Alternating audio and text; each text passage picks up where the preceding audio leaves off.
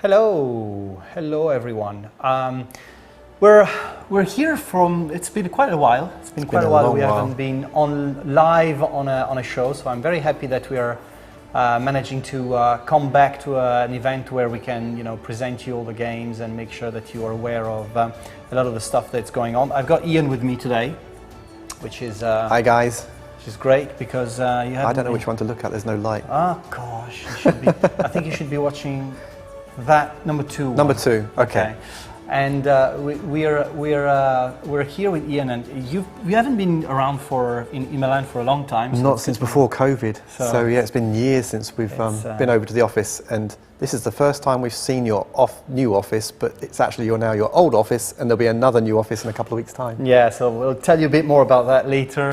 But yeah, we've got a lot of stuff going on, and we have a pretty tight schedule today about a lot of things we want to say, and one of the sort of differences between this event and all the previous ones we've done is this one is going to be 100% about Wargames.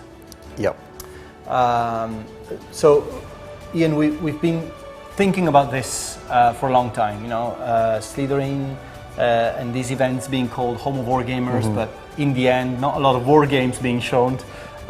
So we have now sort of decided that whatever is Matrix is a war game, and whatever is Slytherin is a strategy game, or embraces a wider spectrum of things.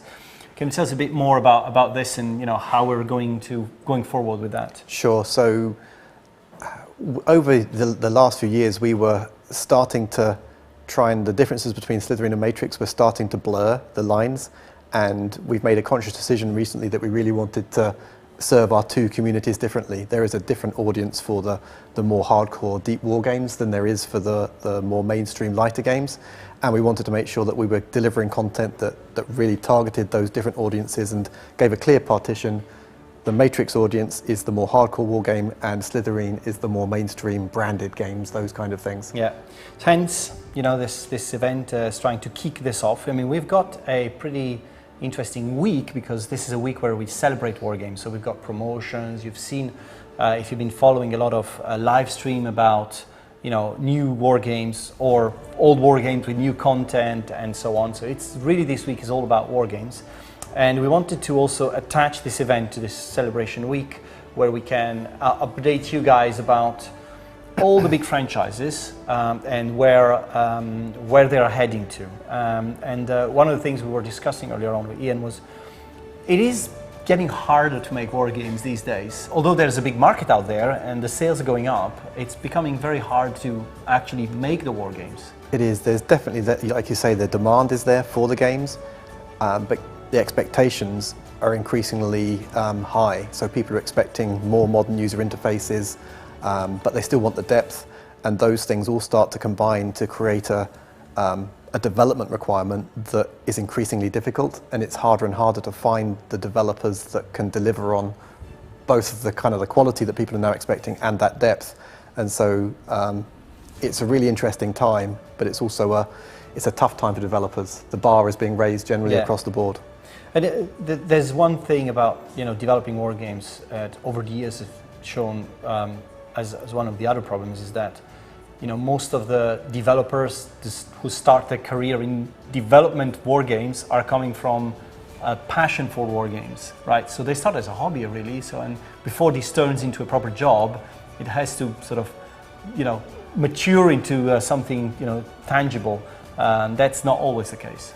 No, it's definitely true. A lot of the big games we've got, things like the War in the East, the Gary Grigsby's, and Flashpoint campaigns teams, they came from a time where they have a kind of strong background in tabletop or board games, and then that passion came across into the computer, so they had that grounding in these really deep games, but those guys are now starting to retire out of the industry, so we're seeing some of the the bigger names getting to the point where they're getting nearer the end of their careers, and we need that fresh blood coming through with that depth of understanding of these hardcore war games, but the development skills as well.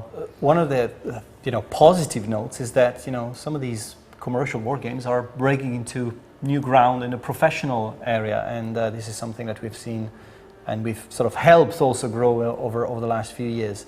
Tell us a bit about how that part of the business is helping the commercial side of things going and growing. Yeah, it's been really interesting the last few years. There's been a huge growth in demand from the defence side for simulation and wargaming capabilities, and the flagship for that for us is Command, which has made a lot of progress there. It's being used quite widely across defence, and that's led to an increase in funding, and the size of the Command team has at least tripled in the last couple of years.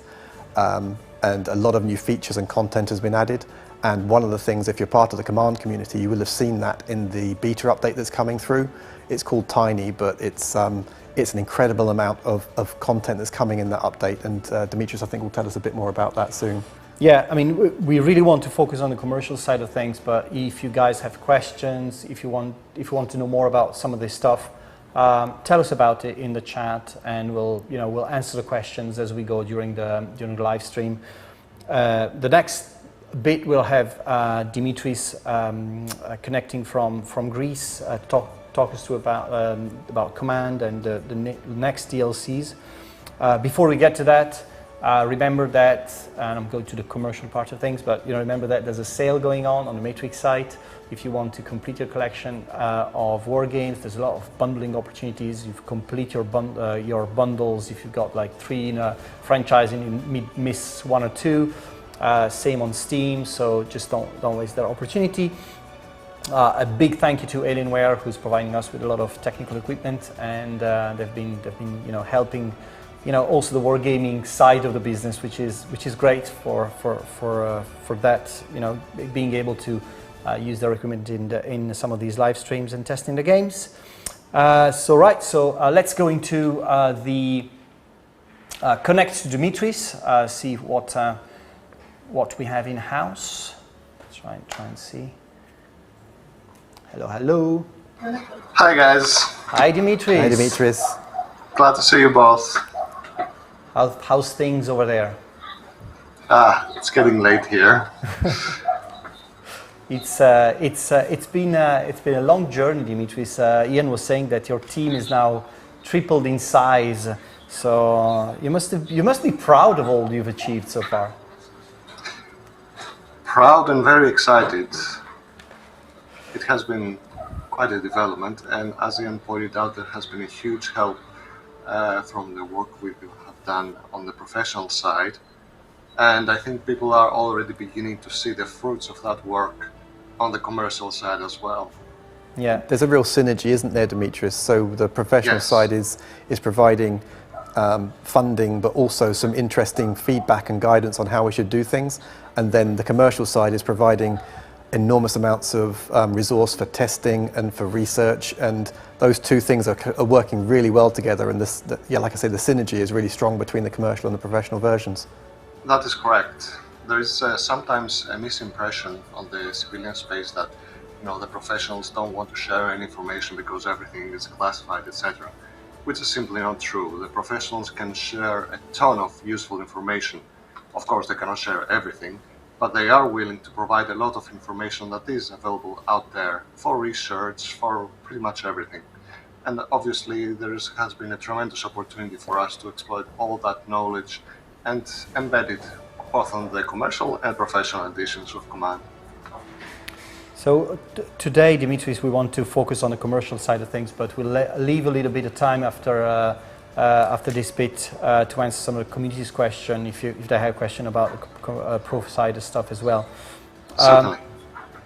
One of the things we're focusing today on is the new DLC for Command, and it's a DLC we're pretty proud of because there's a lot of very interesting stuff happening with this DLC, and it's Command Falklands. So can you tell us a bit about it, and just go through a bit about what the DLC is about? Yes, so Falklands is a new upcoming DLC for Command. It focuses on the historical Falklands conflict in 1982.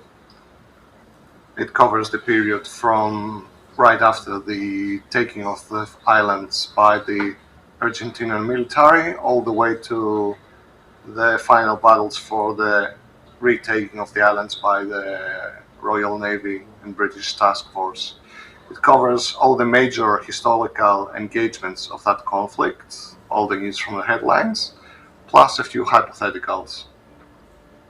There are... Sorry, go ahead. No, go, just to see that, to understand a bit more about it. So you're playing from both sides. So you've got like units coming from both sides, yes. And you can. How's the structure of the DLC in that regard? So just over half of the scenarios are playable from the British side, and the remainder also from the Argentinian side. Obviously, that's a matter of design preference, but depending on what actually is being represented on each scenario, it makes sense to play some scenarios from one side and some others from the other. For example, the scenario that we are currently watching, this is the big all-out attack that the Argentinian Air Force mounted on the British Task Force on, I think, the 5th of May of 1982. This was the big missile attack that historically resulted in the destruction of the destroyer Sheffield. The Argentinians were actually hoping to successfully attack any of the two carriers, but they had to settle for what they could get. So this is an example where playing from the Argentinian side makes a lot of sense, as from that side you have to make a lot more decisions on how to attack, which is your best course of success. We're seeing now live an example of this attack and the difficulties that they encountered from the defensive cap screen of the British Sea Harriers. So this is an example where it makes sense to play from the Argentinian side. There are other scenarios where it makes sense to play from the British side, for example, the handling of the San Carlos landings, or some of the attacks on the Argentinian facilities on Port Stanley and other places. What do you think is making this? I mean, there's many DLCs out there, right? So every DLC has its own peculiarities and is strong for something very specific. What do you think that makes this DLC different and more interesting for the players? As with some other campaigns, this too is based on historical events. So the player has the opportunity to participate in some of the big historical battles that took place on that conflict and try to examine how things could have gone differently, what the probabilities were, what the actual difficulties posed by both sides were, and so on. In terms of this specific conflict, you could argue that together with the Yom Kippur War, this was really the dawn of the introduction of guided weapons in naval warfare in a big way. I mean, we already had several cases of that in the 1973 conflict between Israel and the Arab nations, but this was really the conflict that drove home, made names like the Exocet or the Sea Harrier or the Sandwinder really made them into household names, so to speak. One of the things that's interesting about Falklands of this DLC is that it's being developed and researched by someone who's actually part of the conflict, is it?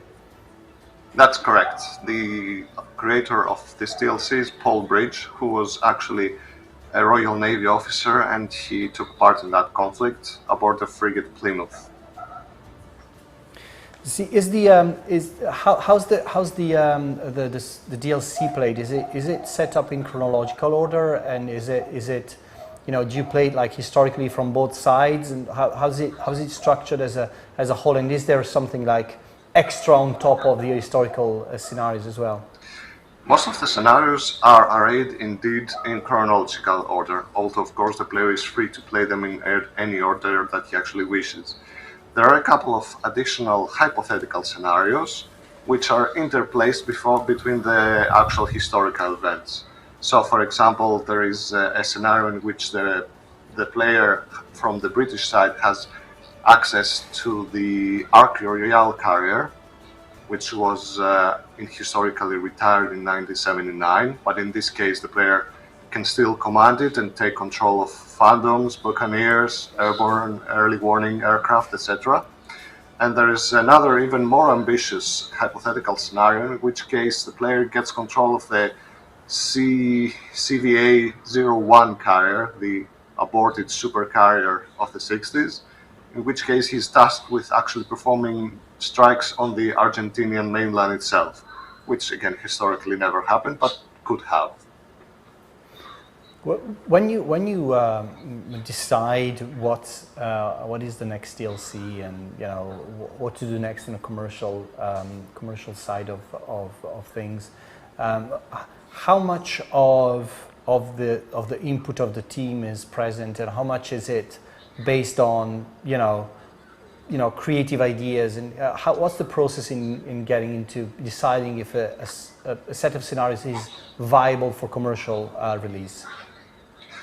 Obviously, first of all, it has to be an interesting conflict or a subject. It has to be something that we ourselves will gladly want to play. So it has to be something interesting, either an interesting hypothetical or a fascinating true life, real life historical conflict or subject. And then there's an entire process of actually coming to a decision as to what is going to be modeled, if it's going to be a campaign or if it's going to be a common set of scenarios dealing with the same subject, which was, for example, the case with the Silent Service, which dealt with submarine warfare. It's a convoluted process, and there have been quite a few ideas which have been temporarily set aside because they were not judged to be mature enough or enough material or content. So you may begin with 10 different proposals until you arrive at maybe one or two which have been sufficiently developed and are judged to be quite mature enough for release. So for example, I could probably say that at the moment there are several more DLC ideas being explored, and some of them are being actively developed, and we will see the order at which those DLC packs will be actually released. When is Falklands releasing, Dimitris? Certainly before the end of the year. All right, it's not too long. We can. I was looking at the best-selling games we're having on the Steam Wargames sales this week, and Command is up there as being #1 still. It's you're celebrating how many years of the release of Command? Modern Command, or Simano, as we called it once. How long ago was it released?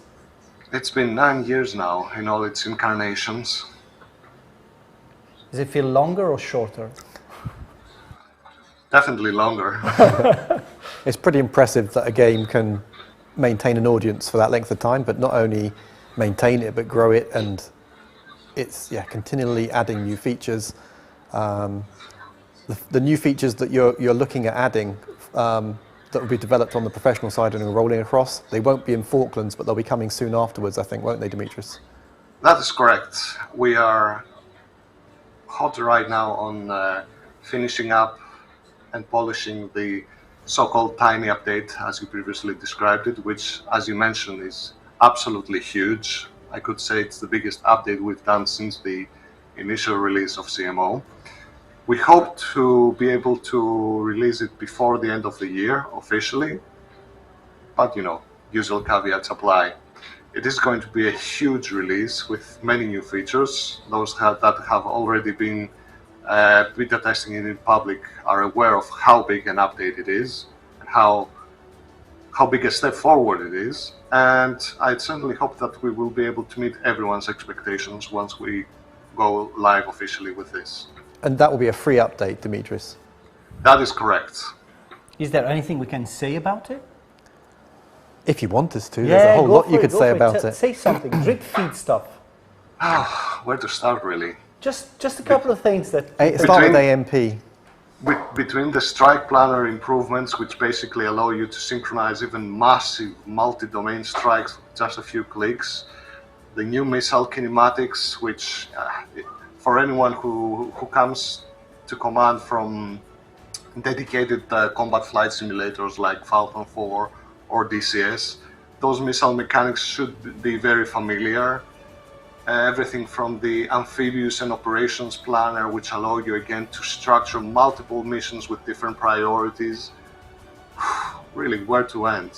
when we showed some of these features to the professional audience in Quantico a couple of weeks ago, they were incredibly excited. They were like children on Christmas morning. Some of these features really will make a huge improvement for players. What was Quantico? Can you explain the CUC? So yes, it was probably about 4 weeks ago now, that we went across to Quantico, so US Marine Corps headquarters, and this is something we're doing annually these days.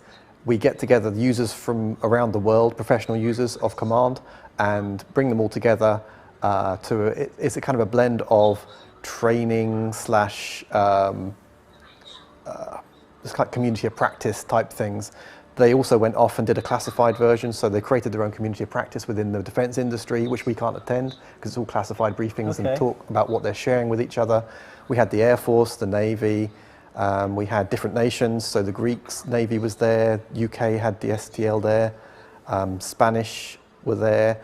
There weren't as many international attendees because we're still in a bit of a post-COVID time. Yeah. But it was all about... So go on, if I may interject on that slightly, it's very funny because you see a lot of guest presentations during those events where they show you what the various organizations are doing with Command PE. And that's the most interesting part of it. It's incredible what they show, and then they tell you, oh, there's also a classified briefing where we discuss even more. And you think, what the hell are they doing on top of what we're seeing? So it's a blend of us presenting and showing the new features and explaining how things work. But the most interesting part of the week is the users actually do presentations. So each day there's two members of the community, University of Data and the US Marine Corps, the Air Force, Air Mobility Command. They all present how they're using Command in their Wargames or what research they're doing. And it's really interesting finding out what they're doing. And it really feels like you're doing something important. So it's almost getting out of your hands, Dimitris. You don't control it anymore. It's already become too wild a horse to ride single. And yes, also Quantico is a moment where you actually get all the team together. Is it? I mean, all the command development team gets together. Most of the team, yes, and it's a rare opportunity these days, seeing as the team is normally distributed globally. Yeah, it's also a big achievement that you get everybody in the same room, and it's also a way for us to introduce other war games to professional players. Right? It was, and a number of the games that we're going to be talking about today were actually presented to the attendees of the event. All right. So, modern naval warfare, combat mission, nuclear war simulator, flashpoint campaigns. I think, they were all covered. They all had their own separate kind of sessions where we were showing them, and that's pretty cool. It's really useful for generating that extra interest in those things. Right. So if there's any, I can't see the live chat. If there's any question from the audience and everything, I'm gonna briefly see them in our internal chats as well. Dimitris, is there anything that you think that you have not achieved so far with Command, and is your dream to get to at some point add to the game, or where do you take it from here in your this could take hours to answer. Yeah, there's Just a ton of things. Every year when we make our future directions presentation in the Command User Conference, it's the single presentation that takes up almost an entire day because we cannot stop talking about future ideas and implementations and things that we would like to add. And of course, the best part is that many of those ideas do end up getting approved and funded and developed, and they end up not only on the professional edition, but many of them become part of the commercial version.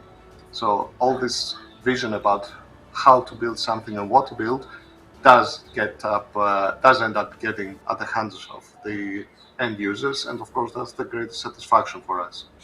One of the things that was very clear up until I got involved or kind of was still part of the discussion, which was now sounds like a long time ago.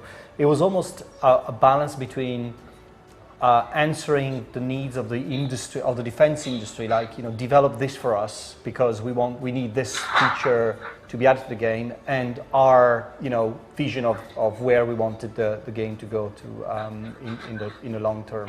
Is it still the case that you have to balance these two things, like external requests and work and custom work with, you know, where you think the game should go in the future?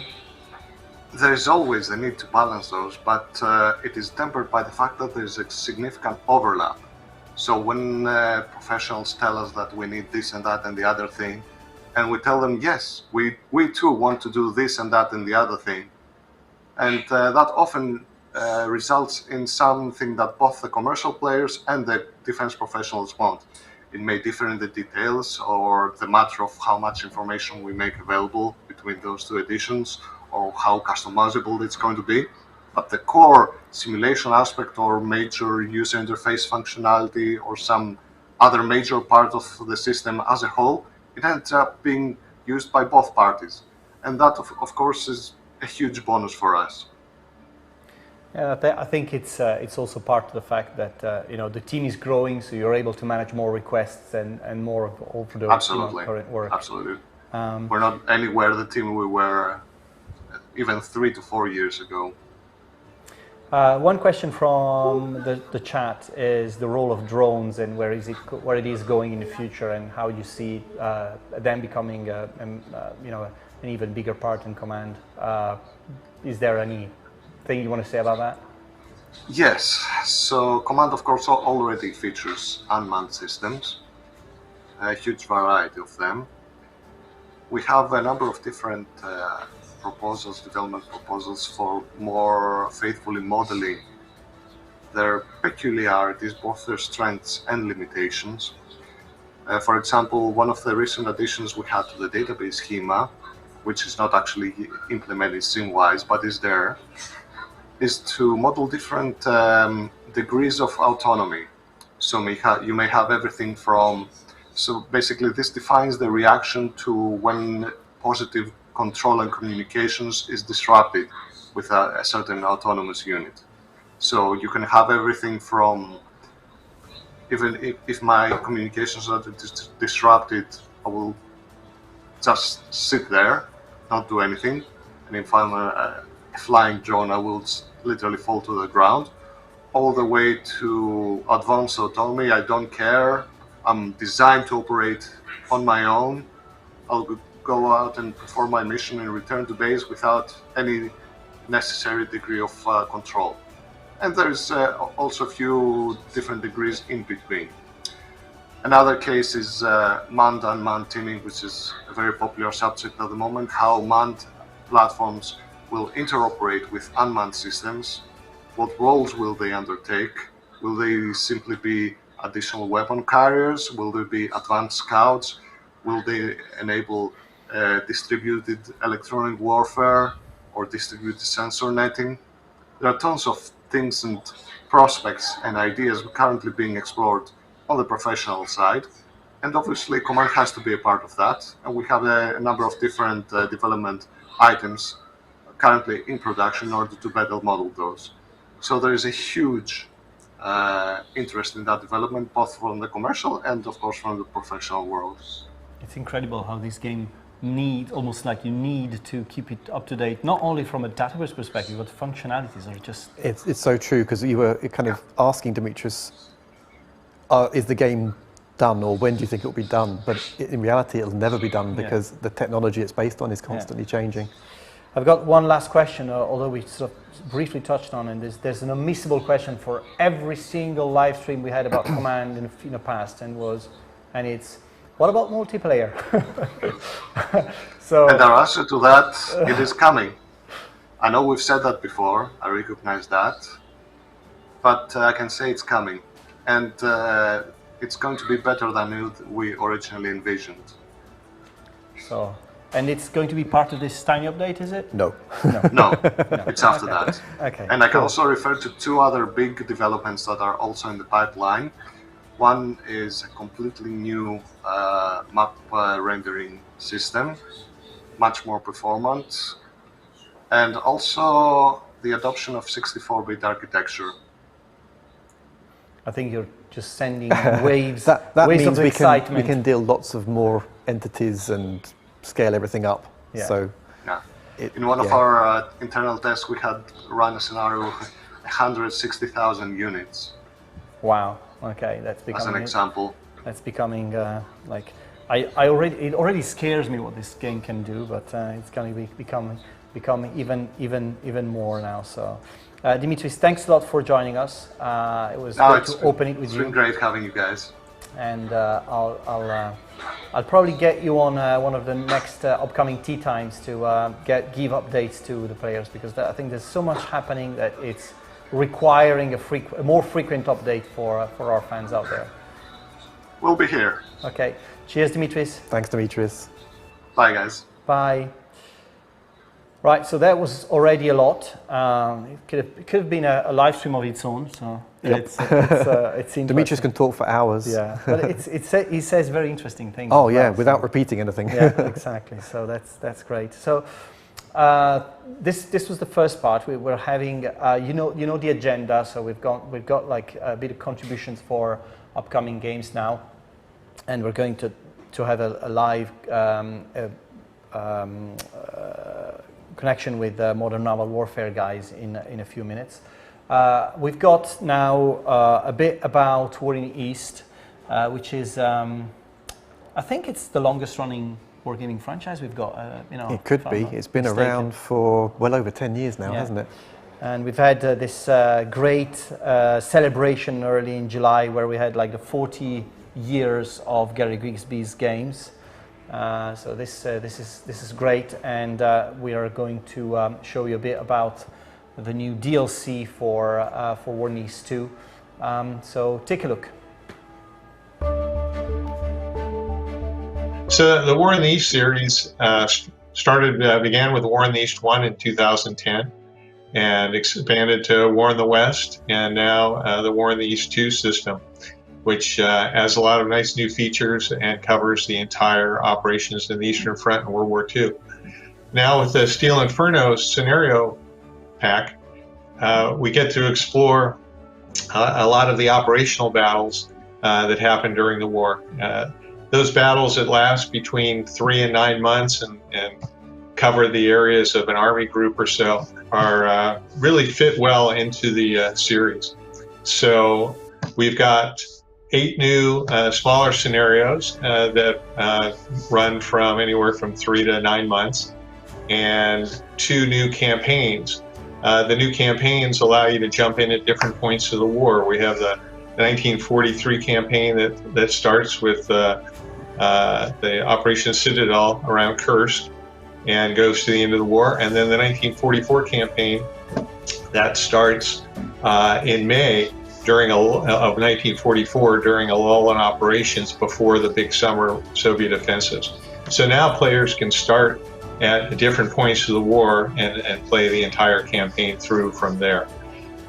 So that gives people more visibility on different times of the war.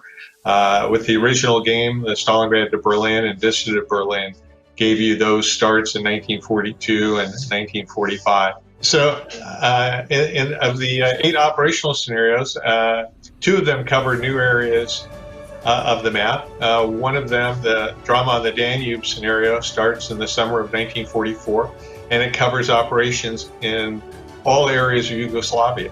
So it includes the partisan forces in Yugoslavia and starts with the beginning of the Soviet advance through Romania. So it includes the interesting part of the war in Yugoslavia where Germans are trying to evacuate out of Greece and get back to the north and escape what was happening with the Yugoslavians and the now Soviet allied Bulgarians cutting those forces off while the Soviet armies are advancing through Romania and into Hungary. So it's a really exciting scenario that has some interesting dynamics to it, where the Germans are actually sort of on the offensive in Yugoslavia, trying to get their forces an escape path from Greece, while the Soviets are bearing down on them. So and that adds all of Yugoslavia, which wasn't used in the main campaign. Another scenario is the Road to Karelia, which includes southern Finland in the Road to Leningrad scenario area. So it covers Army Group North, attack towards Leningrad, and includes the Finnish forces in that. So those are two new areas of the war. Another set of scenarios has to do with the operations in the Caucasus in 1942 and 43. So we have a smaller scenario that covers just Army Group A and its attack into the Caucasus. And that makes for a fun, fast, open, mobile scenario.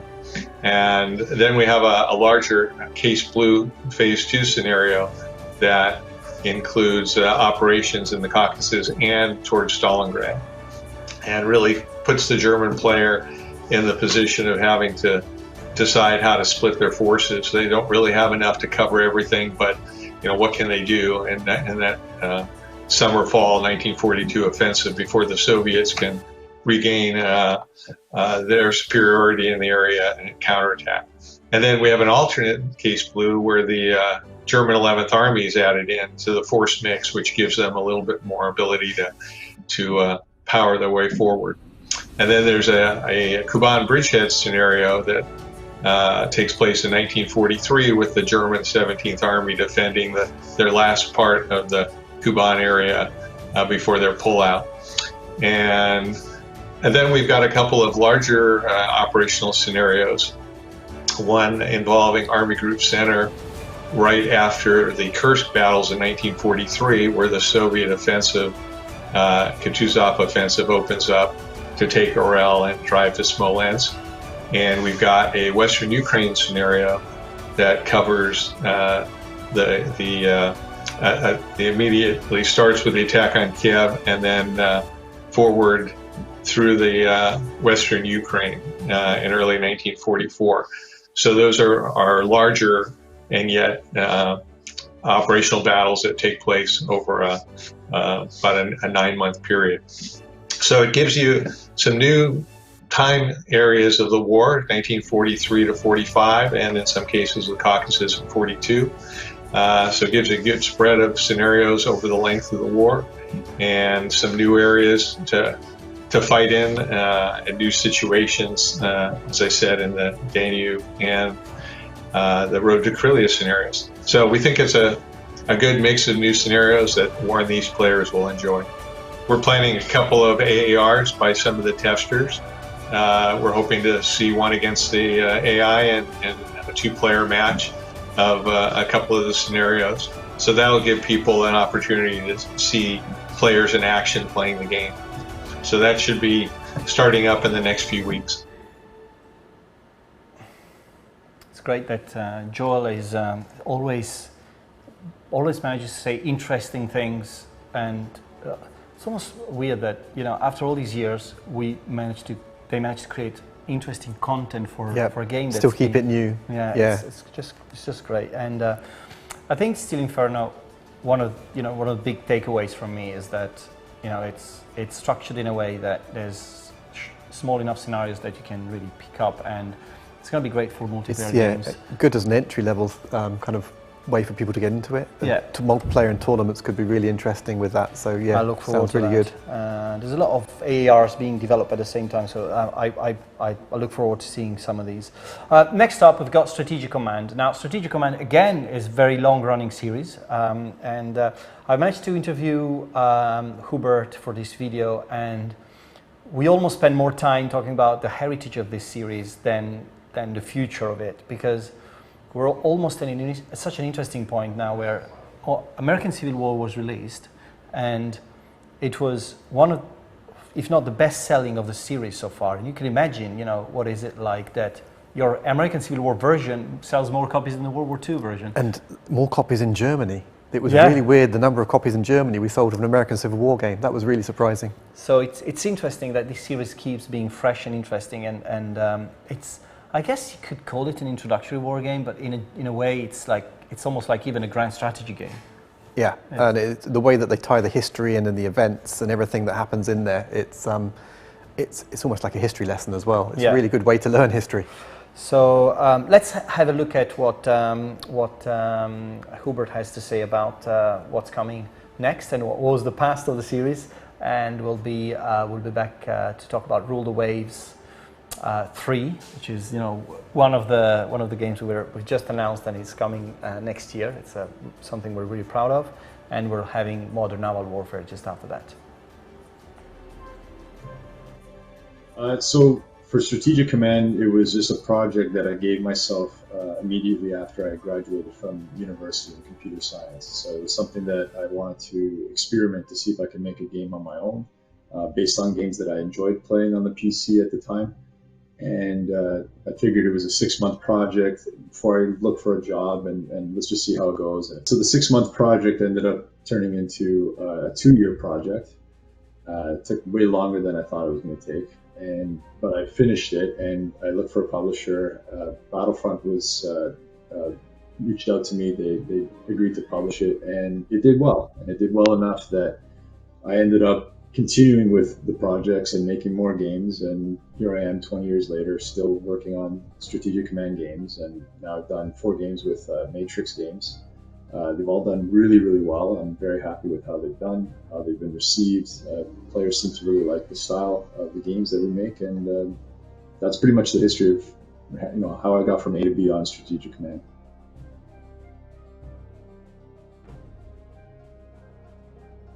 Well, it's been great. It's been fantastic, actually. So the first time that happened for me was in 2008, where I met Bill Runacre as a modder. And he was working on a couple of mods. We started talking, and I, threw out the idea of let's see if we can try and turn one of these mods into an actual game. Would you be interested in working on it officially? So the first game that we did together was a Pacific Theater game, and it went really well. And so I've been working with Bill ever since then, and we've kind of essentially partnered up to work on every game after that. So including all the games we've done with Matrix Games and so on.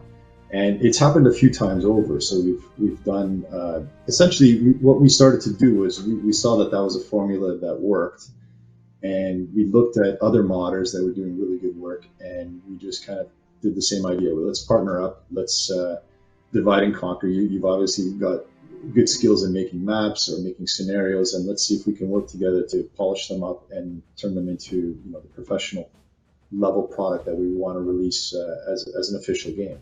So we've done that with a couple of other modders, including the latest one, which is the American Civil War game with Ryan O'Shea. So for him, his story was that he grew up watching his dad play the games, and he was, I think, 10 years old when he first got introduced to Strategic Command. And from there, he started designing his own mods, and then eventually got to the point where he actually approached us and said, hey, I have an idea for a game. Would you guys be interested in it? And long story short, that's the current American Civil War game that we've released with you guys.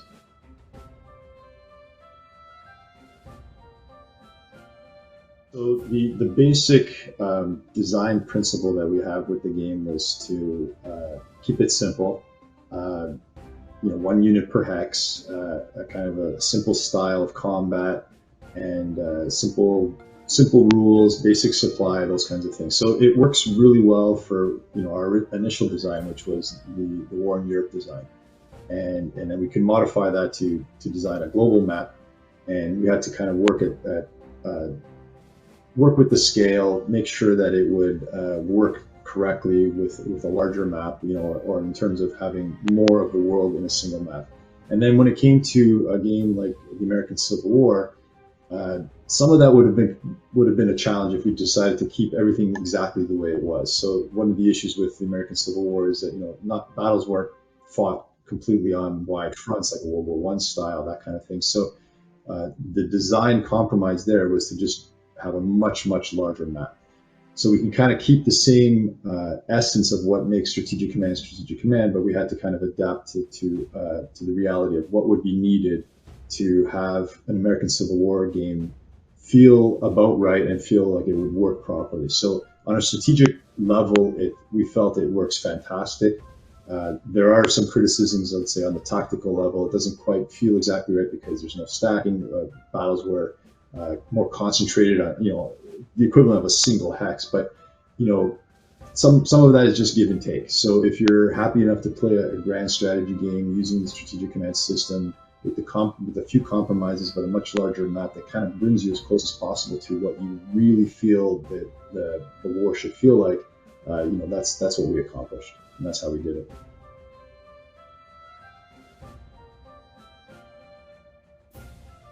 With every iteration, we try and improve the look and feel. So I think we like the basic design of the game. We wouldn't want to make it more complex. I mean, every iteration adds certain layers. The players always want a little bit more complexity, and so we're always guarded against that because we still want to make sure it's approachable and easy enough to play. But we also understand how, if we add X or Y to the game, it might make it feel a little more realistic, and so we try to always balance that out. But I don't know if we'd want to go more complex. We definitely want to keep that formula the same, but look and feel would be improvements that we would be happy to do. Maybe add more dynamic layers to it. Maybe improve on things like how the diplomacy works, how research works. But in terms of the overall feel, we still like the way it plays, and we wouldn't really want to change that too much. But definitely, if we could, let's say we use a 3D engine and we just kind of make it more powerful, so things like zoom would work better. A lot of times players would like more layers of zoom, and switching from a 2D engine to a 3D engine, but still keeping that sort of overtop, tabletop view, but a little bit enhanced, looking better. Those are certainly ways that we can improve the game going forward.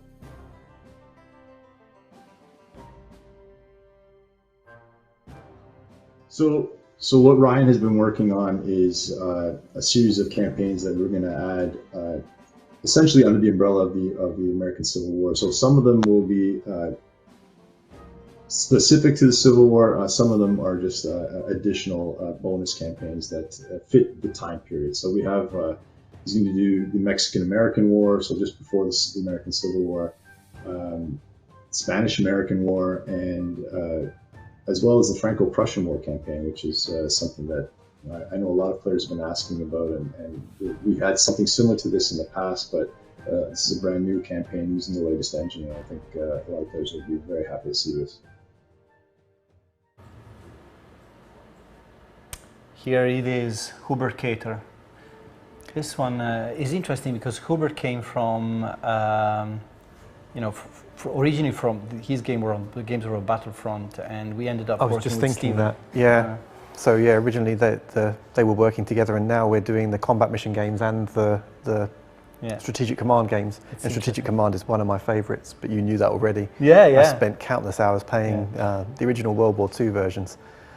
So yeah, great series of games. It's one of the things I wanted to add to what's been said. There's a new tournament being announced on the Matrix Games website. So if you go on matrixgames.com/tournaments, you'd see you can subscribe to the World at War tournament that we launched today, and we're going to add more in the coming weeks as well. Tournament system, just a little bit of a question with tournament system, although Enzo will kill us because we're wasting time. But this is something that I keep pushing a lot because I think it's a great way for players to be engaged with the games and such.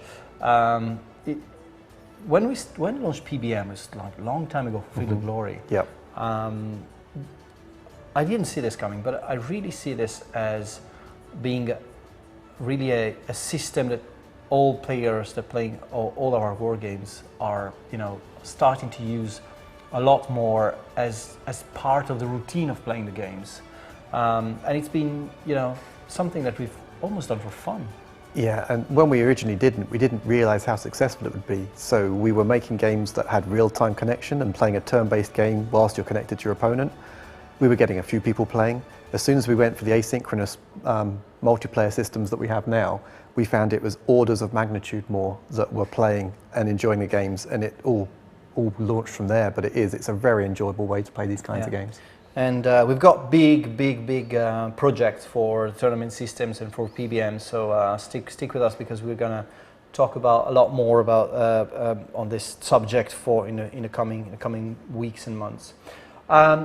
Right. So next up, we've got Rule the Waves 3.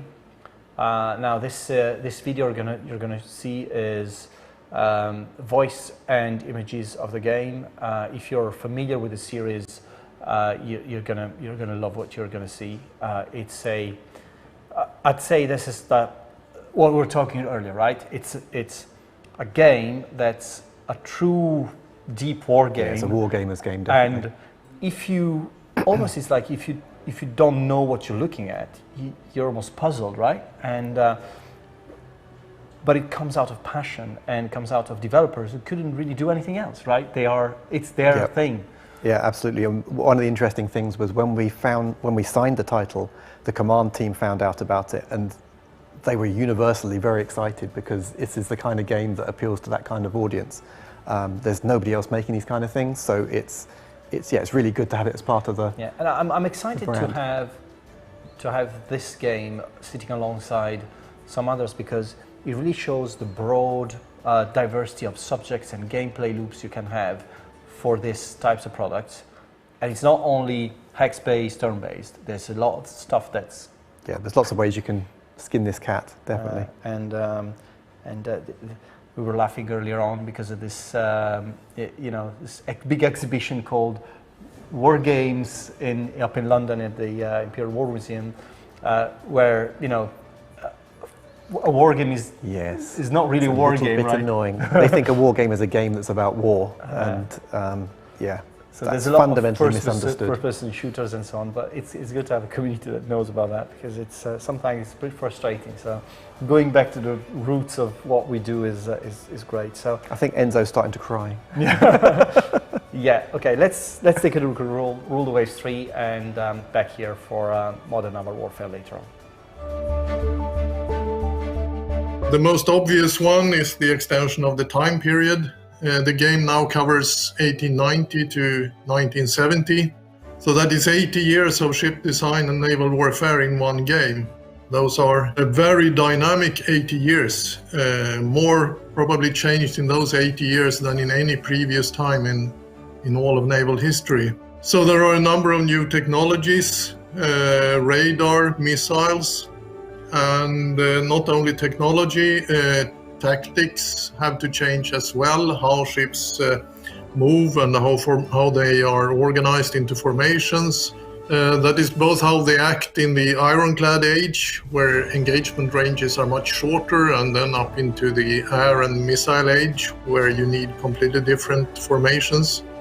We have also added more nations in the game, the number of nations you can play and play against. There are also wars between AI nations. That was something requested by players. In previous iterations, all the wars were between the player and one or more of the AI nations. There are some more features that has been requested by players. You can organize your ships in divisions and they will deploy in battle in those divisions.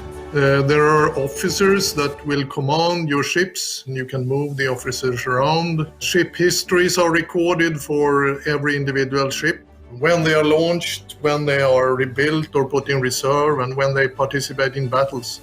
Well, I have some things I would like to point out. For example, the playable nations. You can play as many different nations: Germany, Great Britain, Austria-Hungary, France, USA, Russia, even Spain, China, and I almost forgot Italy.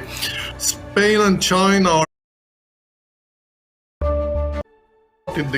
developing the game. I found out that you cannot really have a decent naval arms race without economic development. The size of battleships rose very quickly in the early 20th century, but ships also became much more expensive. So I had to build in an economic background and an expanding economy to make it realistic. There is also a prestige system that kind of drives the game. So as the player, you are the Grand Admiral and you have a prestige rating, and if your prestige goes too low, you might get sacked. And you gain prestige by winning battles or driving a generally hawkish agenda. You lose prestige by losing battles or if you appear weak or dovish, and you can also use prestige to prevent policies you don't like or to replace your officers. All right, I've been said I have to rush because we're running out of time and we're late, so I'm going to behave now. I've got Ansel saying, doing all sorts of things in the background, so I'll go ahead. Right, so let's try and see if the Maslas bros are connected and see if everything works. Hey guys! We can see you and we can hear Hi you. guys. Hi guys. So, Hi. Hello Marco, hello Ian. Hello, hello. So the two, you're bringing the joy into this live stream. You're the joyful developers, and your setup is actually fantastic. You look super professional. Thank you. I couldn't once you know the last, I think it was the last live stream. You said to us, "There's one good-looking Maslas, and then there's the other one." You almost look like two professional Hollywood actors now. Well, the second one is the clever one, the one with the long hair. All right, how are you guys? We're fine. We're fine. We are enjoying ourselves with the development of the project. Yeah, a lot. Yeah, and we're happy to see you, Marco, especially because with Ian, due to our professional market obligations, we meet a lot. Yeah, we see each other a lot more than we used to. Yeah. Ian got the message, I guess. Right. So, can you tell us where you are with development? Well, how are things going? What's the current situation? We are working full steam at the moment. We're on nuclear age, not steam age. Yes, not anyway. That's the idea. At the moment, we are implementing systems inside the submarine, so we're done with most of the wall stuff. We're done with most of the physics stuff. Some of those we're going to display tonight. And in essence, we are working on our internal systems on the submarine. David was very excited. He managed to get the submarine to dive last week. Yes, he did. He asked a couple of questions. We had some forward and backward messages through email, but in the end, he got the basic hang of the thing. It's, what are you? I mean, right now, what are we seeing right now? It's the you know, we've seen this in earlier live streams, but it's almost like it's a different, completely different thing because it's been upgraded in so many different ways. So tell us a bit more about that. Well, what we see right now is the interior of. Let's get back. Yes, that's a Block 3 Virginia class submarine. Initially we are going to model the first 3 blocks of the Virginia class, which means apart from some artistic, let's say, differences inside, the most part has to do with sensors and interfaces.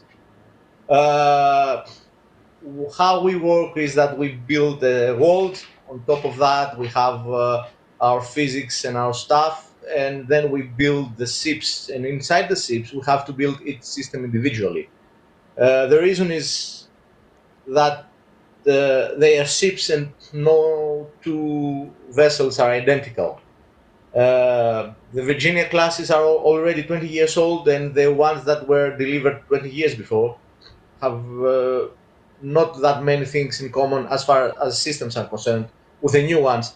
So, in essence, every time we build a submarine for the game, we have to build through, let's say in this case, for the Virginias, we had to build 3 different systems.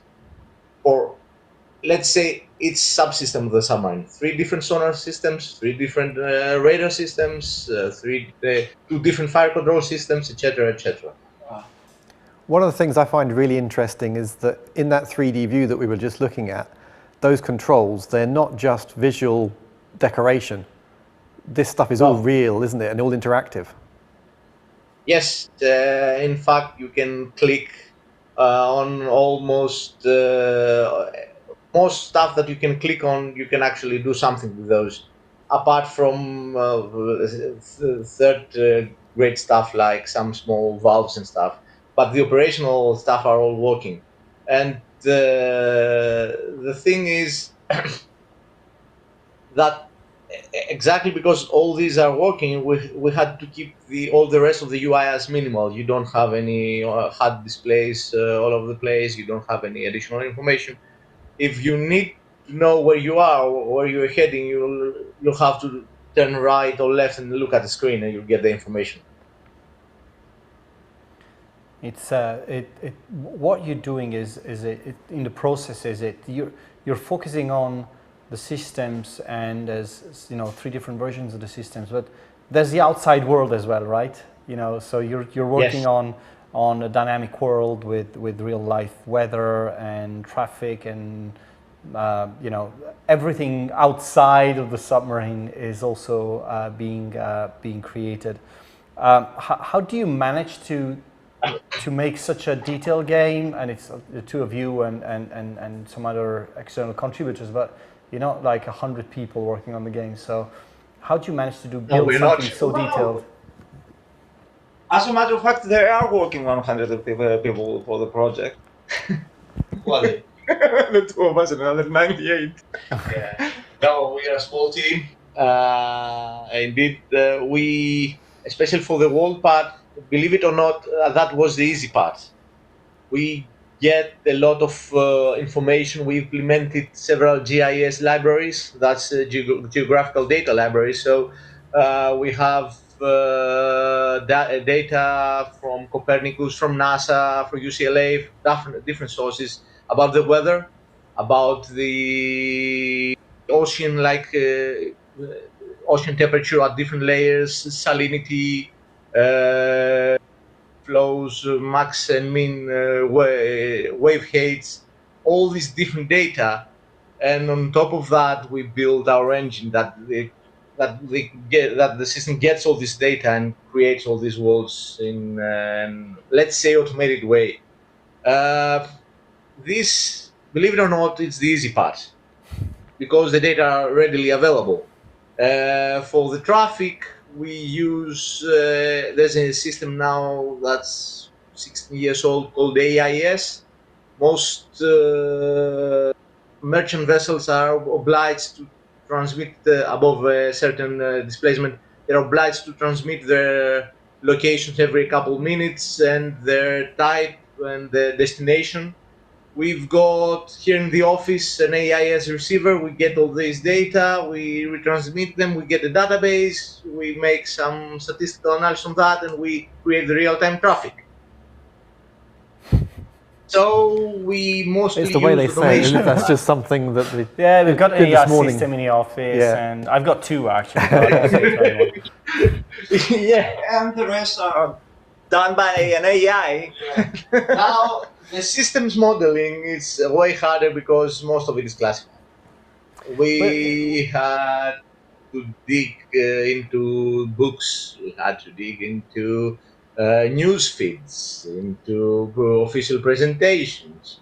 We have watched hours and hours of videos. But in the end, physics is physics, and We had to make some educated guesses. yeah, And the way sound works under the water, it's all about physics. So if you just connect the dots, you can find the answers that you are looking for. Yeah, you make it sound very easy, but to be honest, I half of the time I don't know what you're talking about. But no, I'm joking. I'm joking. You're making it very clear, guys. The thing about being realistic and so collecting all this data and then putting it into the game and understand that, you know, this might be some sort of the easy part, you know, compared to the modeling and everything. But it's really what is interesting is how all this data you're putting into the sim actually interacts with the game itself. So it's you've got the data, but you make it relevant to the players. No matter what they're doing, it's something that makes it feel like a real world, but it's also being part of that world that's active. Very real. I don't think there's anything that comes close to it in terms of realism. And whilst we're focusing on the commercial version, there's already professional side is already showing interest because they haven't seen anything that's close to this in level of realism either. So if you want to learn to control a submarine, this is going to be the best way to do it.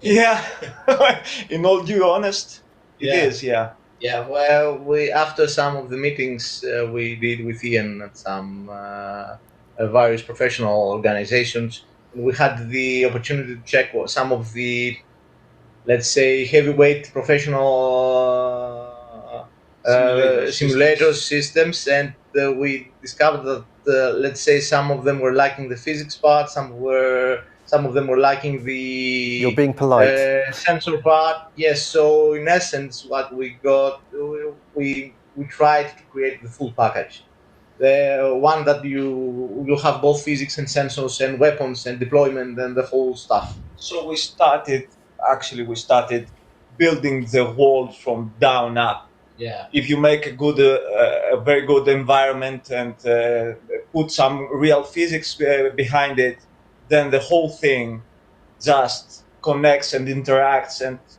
even sometimes ourselves are very excited on the results of all this stuff combined together, bringing you what you see right now. Yeah. Well, is there anything like that you want to go into detail about the game? And I call it a game, it's a simulation, but that you're particularly proud of and you want to go, and explain more? Is there something that you'd like to sort of analyze a bit more, or show, or tell us about? Oh, there are tons and tons of stuff. Usually we are very excited on our latest features because that's what we have played with the last week. Yes, I have to share. The video that right now is playing, what you actually see is the normal operation of how you surface a submarine. For instance, that's one of our latest implementations. You get your submarine shallow, you raise what is called the snorkel mast, that's the mast we see right now, and then you start using low pressure blowers, filling the tanks with air and draining water outside. What this whole process does is that makes your submarine light, and then you surface. As a process, it takes several minutes depending on the water, the temperature, whatever.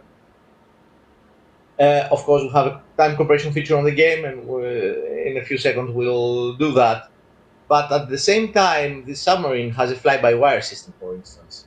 And while we were recording this particular video, we forgot to tell to the fly-by-wire system that, look, we want to surface.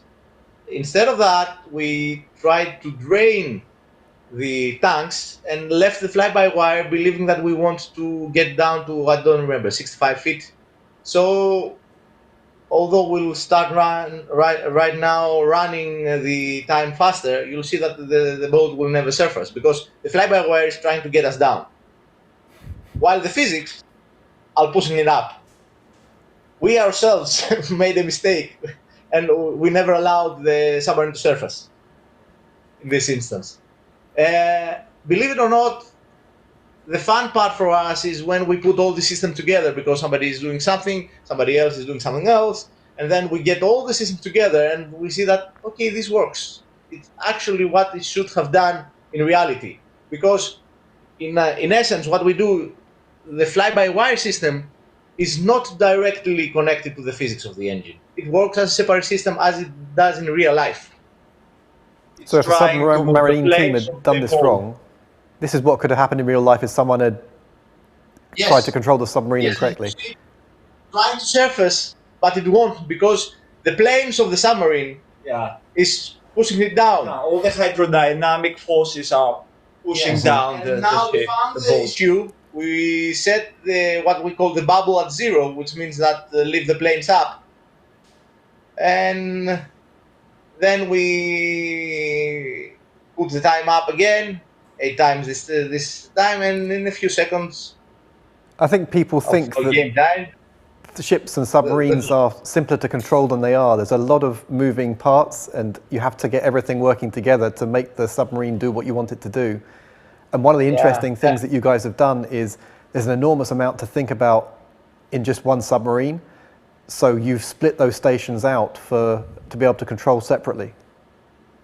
Yes, because that has a twofold idea. Obviously, it's an important factor in the pro market, but also it allows us to make multiplayer, multi-station games where you can have 2, 3, 5, 10 people working on different stations on the same submarine.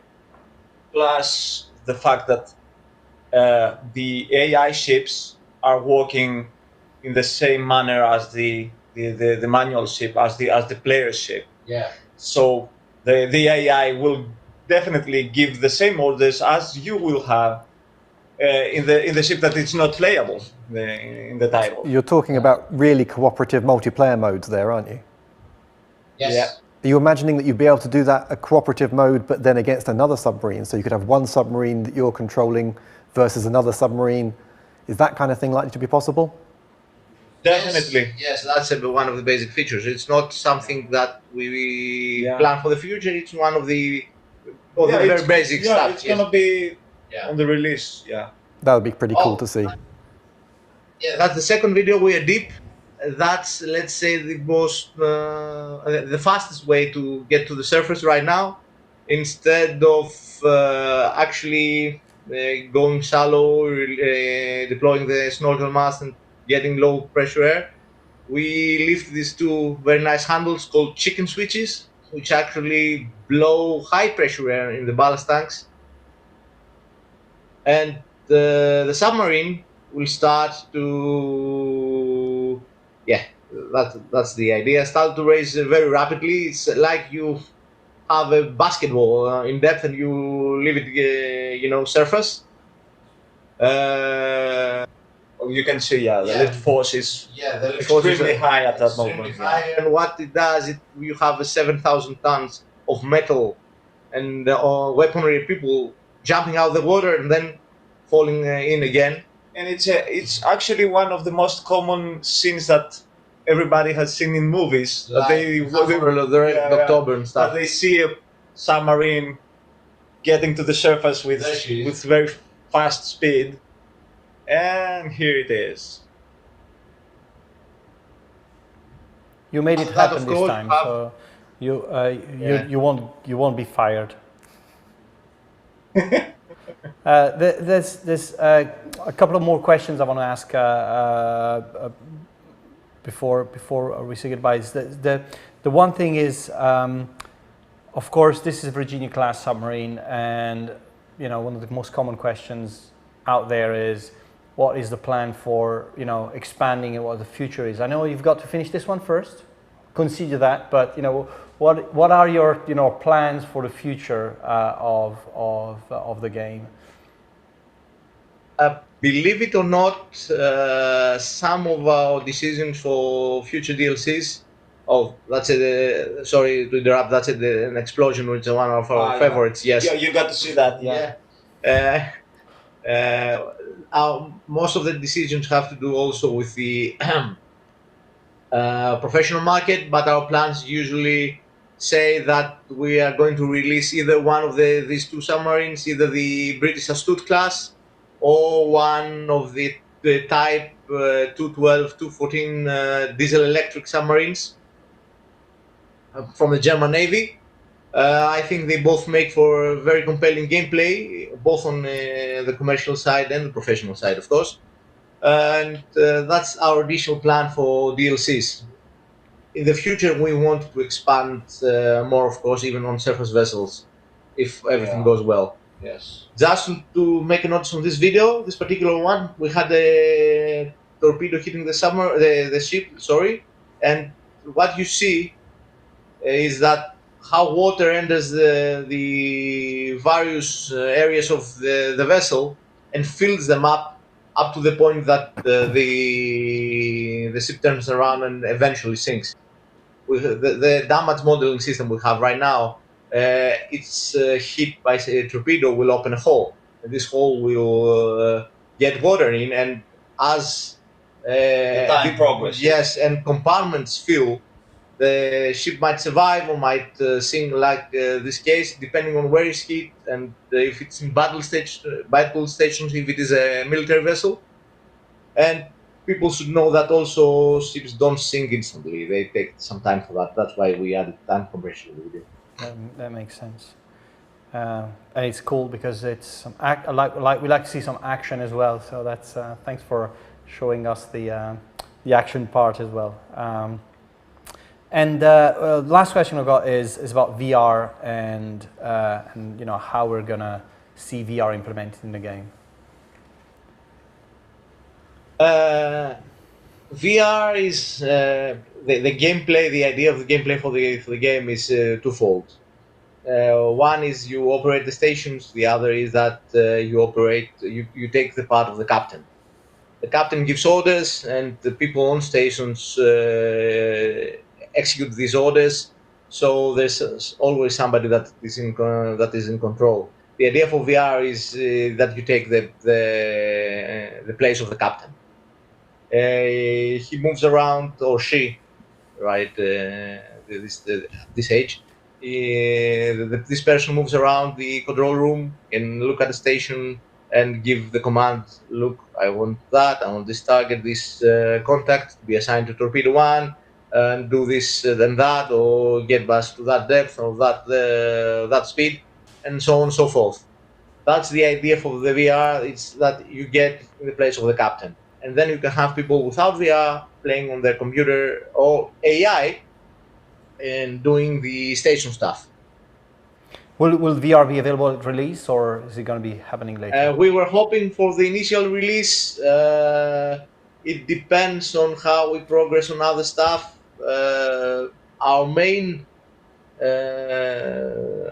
idea is that we want to give whatever we are going to release initially. We want it to be very well crafted. We don't like leaving the dents, and if some systems are not to be included, are not going to be included for good reason. If it's VR is not in at the first release, it will be on Definitely on the first updates for sure. Okay. Well, guys, thank you very much. It's always a. Marco, do you want to say something else? Yes. One last thing. The team is not very big, although we have people from all over the world. We have people from the US, France, one Dutch member, French, British. But I want to thank also the community, because we have a very, very good community. Exactly. Yeah. And most of them are either professionals or semi-professionals or have something to do with that. And they're a big drive behind the details we add to the game. Yes. Most of the stuff we did add is either because of their recommendations or because of their assistance. So I had to say thank you to all these guys that help us all this time. Yeah. No, it's great. I keep saying that with our wargaming community in general. They are a great community. They tend to, most of our competitors or peers in the market, they have to face very sometimes fierce, sometimes hostile communities. And wargaming market has a great community. So it's absolutely on spot on that you mentioned that, because it's definitely one bit very civilized. Yes. And educated, professional. We're very happy about this part of our work. A big thank you. Yeah. So that's you guys out there. So thank you guys for. Yes, no, definitely. Do we have time for any questions from the community? Is there any question? Okay, let me check. Okay, so release timeline. Oh, that's another one. Yanis, tell us something about the release. Dimitri is not going to answer that one. No. Well, I never do. we were supposed to enter beta late this year. I think we postponed that for a quarter or something.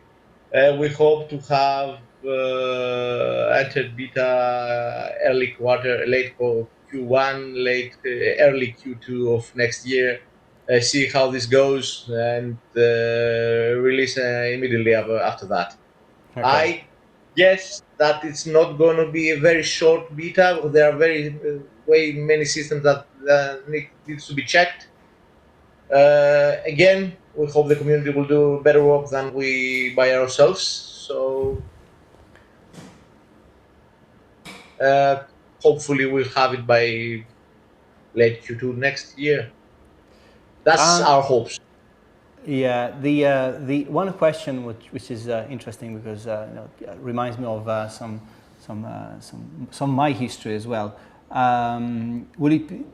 There's one question saying, is this the equivalent of one person commanding or a shipboat, or will it be more like Cold Waters, for instance, where you're commanding an officer? You're a commanding officer, and what are the options there in terms of the command of a submarine? Is it how is the structure? If you're playing single player, do you control all the stations? Can you delegate? Can you just ask the AI to do some of the stuff for you?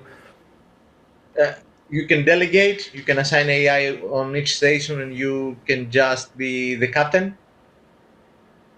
So you give commands, you look around the control room and give command, do that, do this, and delegate either to AI or some other multiplayer or network player. And either that, or you can actually take charge of one or more stations, as many as you wish, depending, of course, on the scenario. And if there are many things to do, it might get at some point a little hectic. So probably, I guess most people will delegate some parts. Well, my idea is that in the future, since my guess is that many scenarios are going to be available later and from the community too. So I'm pretty sure that we're gonna see some campaigns that they are management oriented. You're gonna be the captain. You won't have to walk on stations so much, and some others are going to be sonar oriented and maybe made by sonar men, which there are many in the community. So we're gonna see many different types of campaigns, and people are going to get in the position to play in many different stations in many different ways. MNW. Yeah, I think one of the cool things about the sim is that there's so many different parts to it. I mean, we could open an hour-long discussion about sound and how you're coping with sound in the game and so on. So there's all sorts of different things you could talk about.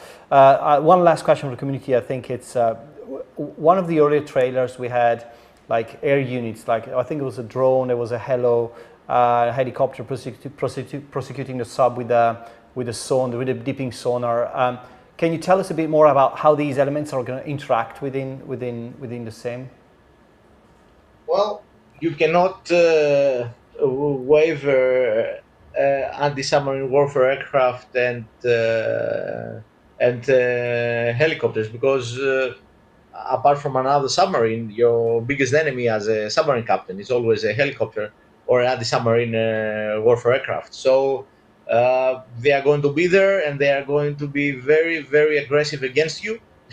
Yeah, usually the anti-submarine warfare works in a combined way. So you're gonna see this combination of forces trying to hunt you down. Yeah, aircraft launching sonar buoys and frigates getting near you, along with their helicopters moving around. Especially with the introduction of multi-purpose frigates. Yes. They have some of them are huge. They have 2 helicopters. Yeah. And you're gonna see this stuff. Yeah, playing around. Yeah. Very good. Well, guys, we look forward to opening the beta and seeing more players getting their hands on the game. Thanks for joining us, and I'm sure. Thank you very much. Bye, guys. Do more Great about to see this in the near future. So thanks a lot. Bye. That's exciting. It is. It's every time you see it, you see something new. It's pretty detailed. Yeah, and it could go on forever because this how complex this is, but you can add bits to the world in a very like Command. Also because it's set in a modern setting, it just carries on going forever. The tech goes on. So yeah. It's very interesting. Well, guys, as Yannis was saying, plan is to go into beta in Q1 next year. So we're going to start recruiting very soon. So stay tuned for more information about that. Ian, we're going to sort of do a little bit of conversation about Combat Mission because I've seen in the chat that there has been quite a lot of questions about where Combat Mission is going and so on, and rightly so. People asking, you told us about a schedule, it never happened, and so we're going to face that elephant in the room. We did, and the schedule issues mostly come down to underestimating how complicated tournaments would be. The tournament system itself is relatively simple to integrate, but because of some of the way that Combat Mission's code is structured, it's made it particularly tricky for the team to integrate, and it's taken far more time than we ever imagined it would. And we've run test tournaments now for, I think we've run at least 2 or 3 test tournaments. Cold War, Yeah, and we've ironed out most of the issues, and I think we're pretty much done.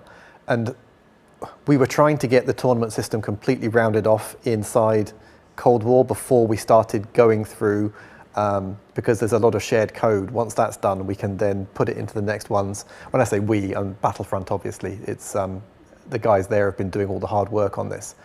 And it's, like I say, it's just taken much longer than we've hoped, and that has had a knock-on effect on all of the plans. We didn't want to release the World War II games, so go into Normandy without the feature when it's being developed here, and then come back and retrofit it later. We want, when Normandy comes out, we want it to have play by email, tournament mode, everything fully finished and ready to go. And we've kept thinking that we were nearly there, and that's lulled us into the idea that it's just another week and we'll be there, another week and we'll be there, and that time has just disappeared. And so it's on us. We've just underestimated the amount of time it would take to get the real life tournament event in. getting in the way as well, because you've got the team is not grown, just maybe slightly grown over the last year, and real life event means real life events plus pro work added to the team. They have been stretched thin. They are at the moment, they're trying to support many different games. Every time they have a new release come out, they still have all the other releases to support, and so at the moment they are stretched too thin, and they understand it, and we're working with them to how can we build the team around you that the game deserves to really take it forward and maximize its potential. And also the fact that the Battlefront guys, Steve and Charles and the team are aware that Combat Mission as it is it's a game of the past and the present, but there has to be a future. So they're also working on what comes next, and so yes, it's like it's a kind of a worst case situation right now. They're supporting Combat Mission 2 titles. They're trying to get tournament mode in. They're also doing a little bit of work on the pro side, but not really. We've put a stop to that because it was causing too much issues on the commercial side. And like you say, they're working on what comes next. And it's not a big team. And yeah, like I say, we're talking to them, and we're trying to work out how can we kind of better support you, and how can we help to grow the team and really make the most of what they've got here, because they have an incredible starting point and so much potential, and anyway, great opportunity. The plan is still to finish PBM and tournament system. Yes. Then release Combat Mission Normandy and all of it. And then I forget now, because there's actually quite a few there's titles quite a few in the World War release. II games. Yeah. And then make sure that we then move to phase the next phase of the project as well. So this is still the plan. That absolutely it's just is the taking plan. more time than we expected. Yes. And again, which you've never heard in game development before, I'm sure. And but we're sure that we're going to keep you up to date, and hopefully with a bit more realism in the future, and make sure that we don't. Well, yeah, we don't possibly, promise but we really think we're nearly there now. Yeah. So, but yeah. we're gonna be more practical in the future and make sure that we don't give you dates if we're not sure about them. It's also this thing that we always want to be open about what's happening, and it's like, and we talk to each other and say, well, we're nearly there. Should we say to the community? Well, why not? Yeah, let's say to the community, we're nearly there, and then we're not really nearly there. It's really tricky, because if you leave it too late, and then things went to plan, you end up telling people about it just before it comes out, and then people say, why weren't you talking about this? And then you can never win. But I guess Steve is in the chat, so if you've got questions about Combat Mission and such, you ask the questions, and Steve or John should be in the chat. The future of Combat Mission is, I think that what we have in mind for Combat Mission is really a bit what Command is doing. Really, it's being an active part of the wargaming community as a commercial product, and being an active part of the wargaming community as a professional product. Very much so. There's a lot of interest. There's an organisation called Fight Club, which started in the UK, and they're a grassroots organisation that wants to get training using simulations and war games embedded in the military and the education and around them. So kind of throughout their career, take them through this, because they've got a lot of anecdotal evidence at the moment that shows that this training is really, really valuable. And one of the main titles that they're focused on is Combat Mission. They're also using Flashpoint campaigns and Command, but Combat Mission is the one that is really at the heart of what they're trying to do at the moment. And they have, big plans and very interesting stuff going on there, and they're actually presenting it. Some of the stuff they're doing next week at a conference in Paris. We've got one of the guys going across from the Command team to support them, to help show Command off, and they're going to be doing Combat Mission themselves. Right, so next up we've got a video about Nuclear War Simulator. This is a game that went a bit under the radar for a while, again, because of obvious reasons, but we're now close enough to completion of the game, that at least the commercial part of the game, that we are able to tell you a bit more about it. We've got a video with Ivan Stepanov, who's the main developer on the game, on the project. It's not really a game, it's a project. It's a simulation, and simulation sandbox. And it's a very interesting piece of software that got featured in many studies as well. So I'm pretty proud of what Ivan has done. I think it's interesting to see what can be done with simulations these days. So take a look and realize for yourself. Okay, so hello everyone. So the motivation to make the Nuclear War Simulator was mainly because such tool didn't exist yet, and I was interested in the topics of nuclear weapons since I was a child, because I grew up in Semipalatinsk, which is very close to the nuclear weapons test site in Kazakhstan, where the Soviet Union tested most of their nuclear weapons. And nuclear weapons were a big part of the culture of the city.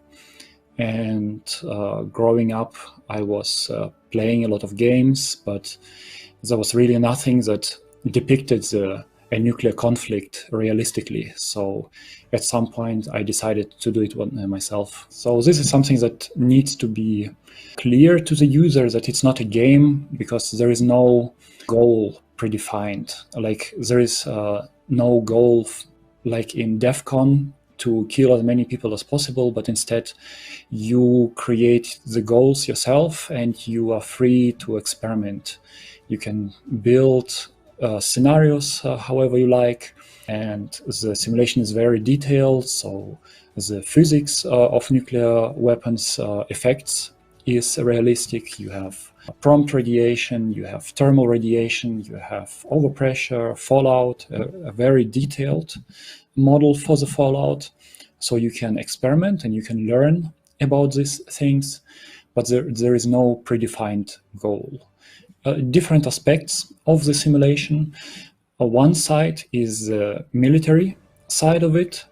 So I'm trying to reproduce the dynamics of a nuclear conflict. So I'm trying to simulate the delivery systems more or less accurately. So you have ballistic missiles, which are actually flying on ballistic trajectories, and the impact time is realistic. Then you have aircraft that can carry gravity bombs or cruise missiles or even ballistic missiles, like the Russian Kinjal system. And you have submarines and ships, all kinds of systems that you would see in the world today. So this part represents the military side. And on the other hand, we have the humanitarian side, and there we have a high resolution population density map with a resolution of 1 kilometer or below. And on this population density map, we calculate the effects of nuclear weapons like overpressure, thermal radiation, fallout. And we use the models from Cold War to do this as realistic as possible. And on one hand, you have the effects on this population density grid. So you calculate how many peoples would die in such a conflict. And on the other hand, the effects are simulated on individual objects. For example, you can place yourself in the simulation, you can travel on the map, you can use OpenStreetMap style map, and you can travel on the map, you can take shelter in a building which gives you protection factor from radiation. It also simulates effect on humanitarian infrastructure, for example, hospitals, power plants, airports. All these key objects of civilian infrastructure can be affected, and in the end you can calculate what would be the effect on the population and civilian infrastructure after a conflict. So what I'm trying to do is I'm trying to make the simulation as easy to use as possible. So it is very open, so you can create weapon systems your own. You can create any kind of warhead or missile, but there is also a database of predefined weapons from the real world that you see today. For example, the Minuteman missiles with their approximate yield, with their range, and Russian missiles with multiple warheads, and also delivery systems like aircraft, submarines. So this is all available in the simulation, so you can just take it and place it on the map to use it in your scenarios. The simulation is not only meant to be used by the general public, but also can be used in a professional setting, for example, by academia. So right now there is one project at Princeton University called Simulating Nuclear War, where the nuclear war simulator is used to calculate the casualties in a scenario where United States is using different arsenals to analyze different arsenal compositions and its effect on the policy. For example, what would happen if you remove the silo-based ICBMs? What Ivan's doing is pretty fascinating, is it? It is. It's really interesting. And it's a lot less hypothetical than it used to be, which is quite scary. Yeah. Right, so just to add a little bit of a light touch to this, we've got a video about Shadow Empire now. Shadow Empire released last year, and it was almost like a surprise hit in a way, right? We were confident about, what the game was, but... We were worried the market wouldn't take the graphical style to some extent. But the complexity, the scale and everything, it just captured people's imagination, and it was great. And so we've got a bit about Vic VR Designs, Victor Reichersch, talk about the future of Shadow Empire, because Shadow Empire is not over, and some unannounced stuff. And we're then going back to talk about Flashpoint campaigns with OTS. So let's take a look. Well, it has been over 2 years since Shadow Empire has been released. I'm very happy with where it is right now. I've been doing a lot of patching over the last 2 years, and this has repaired for sure many bugs, but it has also added many features. It also has improved the quality of life experience for the user interface a bit. And at the moment I'm still working on patch number 11, which should come out relatively soon. At the moment it's still an open beta. That's something that might be of interest to Shadow Empire players. Before Shadow Empire is upgraded to a new version, we already tested in open beta. And if you have either the Matrix or the Steam version, you can join the open beta before official patch takes place. That's sort of where Shadow Empire is right now. There's some relatively big news, actually. I'm going to, or we, if I include my publisher, we are going to release the first VR Designs DLC. So I'm quite curious how that's going to go. I think we have an interesting subject for this DLC. It's going to be oceans for Shadow Empire. And if you like, I can tell a bit more about this Oceans DLC, which we are very probably going to call Oceania. What always annoyed me with Shadow Empire was that there's a lot of people who liked it, and I like them too. Desert planets, planets with scarce water. But there's something, for me, there's something magical about planets, procedurally generated planets with actual continents. There's something about coastlines, islands, the shape of a world with more water that's just intrinsically pleasing. And basically I chose the oceans feature, basically mostly for the feel. It really changes the feel of the game to start on a small continent, to have to explore outwards over the seas, to find new islands. It makes the game feel quite different to me, and in a good way. The thing is, I implemented these oceans with a focus on the actual oceans. So it is more of an oceans DLC than actually a naval DLC. I've introduced the concept of maritime trade houses. These are very much like the trade houses you might already know that do trade between the different zones in your empire and in your neighbors' empires. These trade houses are controlled by the AI, and so are the maritime trade houses. The difference is, of course, the maritime trade houses, they're based out on the open seas. Once the game starts, either they will approach you at some point or you will approach them, and you will be able to open a line of communications with them and start discussing maybe acquiring their services. This will be done in the manner of signing contracts. Examples of contracts are a transport contract, explorer contract, a port building contract, and especially the transport contract ties into the existing logistical systems. This DLC will include a number of new planet classes. First of all, the Gaia class planets. These are supposed to be very similar to yours. So maybe 40 to 70% of water, a number of big continents. And then there's also 3 others. There's the Fontes class, which is basically wetter.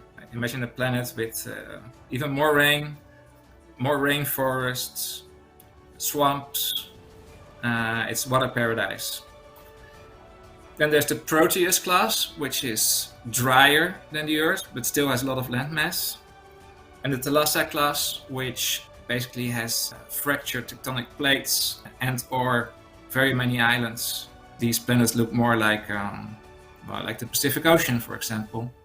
Very few large land masses and a lot of small islands. Of course, the already present random planet generator will now be opened up to include any percentage of sea surface on the planet being generated. So that's about everything I want to share at this moment about the upcoming Oceania patch. However, in the weeks and months to come, we will keep updating you on what's about to be released very soon.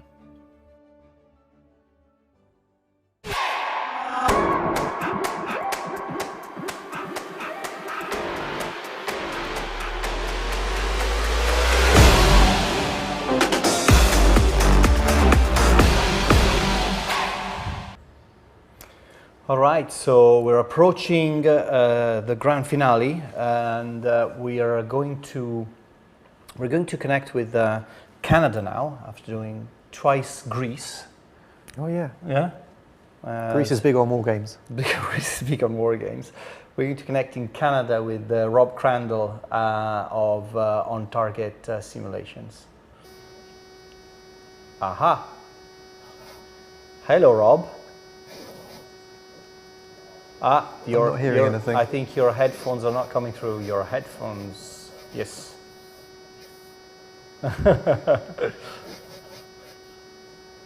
Hopefully this is going to work. Not working yet, but this is. We got so far without a problem, so. Yeah, it's okay. It's okay. Just there. Okay. Here we go. Yes. Hello, Rob. How are you? I'm good. So nice to see you both today. Yeah, you too, Rob. Great. It's great. Well, first of all, since last time we connected to your office, you get it tied up. Your background is much tidier than it was. I just spent the last 20 minutes decluttering, yes. I don't want everybody to know how a real development office looks. Rob, how are things approaching release, right? Yes, Southern Storm is just about ready to go out the door, so I'm just sitting here with my feet up on the desk, twiddling my thumbs because there's nothing to do. Maybe somebody will report a bug, but who knows? Yes, I've been busy. So the Rob, team has been very busy. Rob, before we get into more details, just going back to, for anyone who is not familiar with Flashpoint campaigns and specifically Southern Storm, well, it's one of the most anticipated war games, I would say, ever. Considering the amount of feedback we're getting from the fans, set during Cold War and nations, U.S. and Soviet Union, and more. So, can you tell us, more about who is involved and what are the factions and the nations and the joint and what forces you control? All the basics. The basics, sure. So this is a war game set in a hypothetical conflict between NATO and Warsaw Pact in 1989. It's in West Germany, as it then was. The games run about 4 to 14 hours in time. The maps are about 15 by 20 kilometers in size, although some are bigger.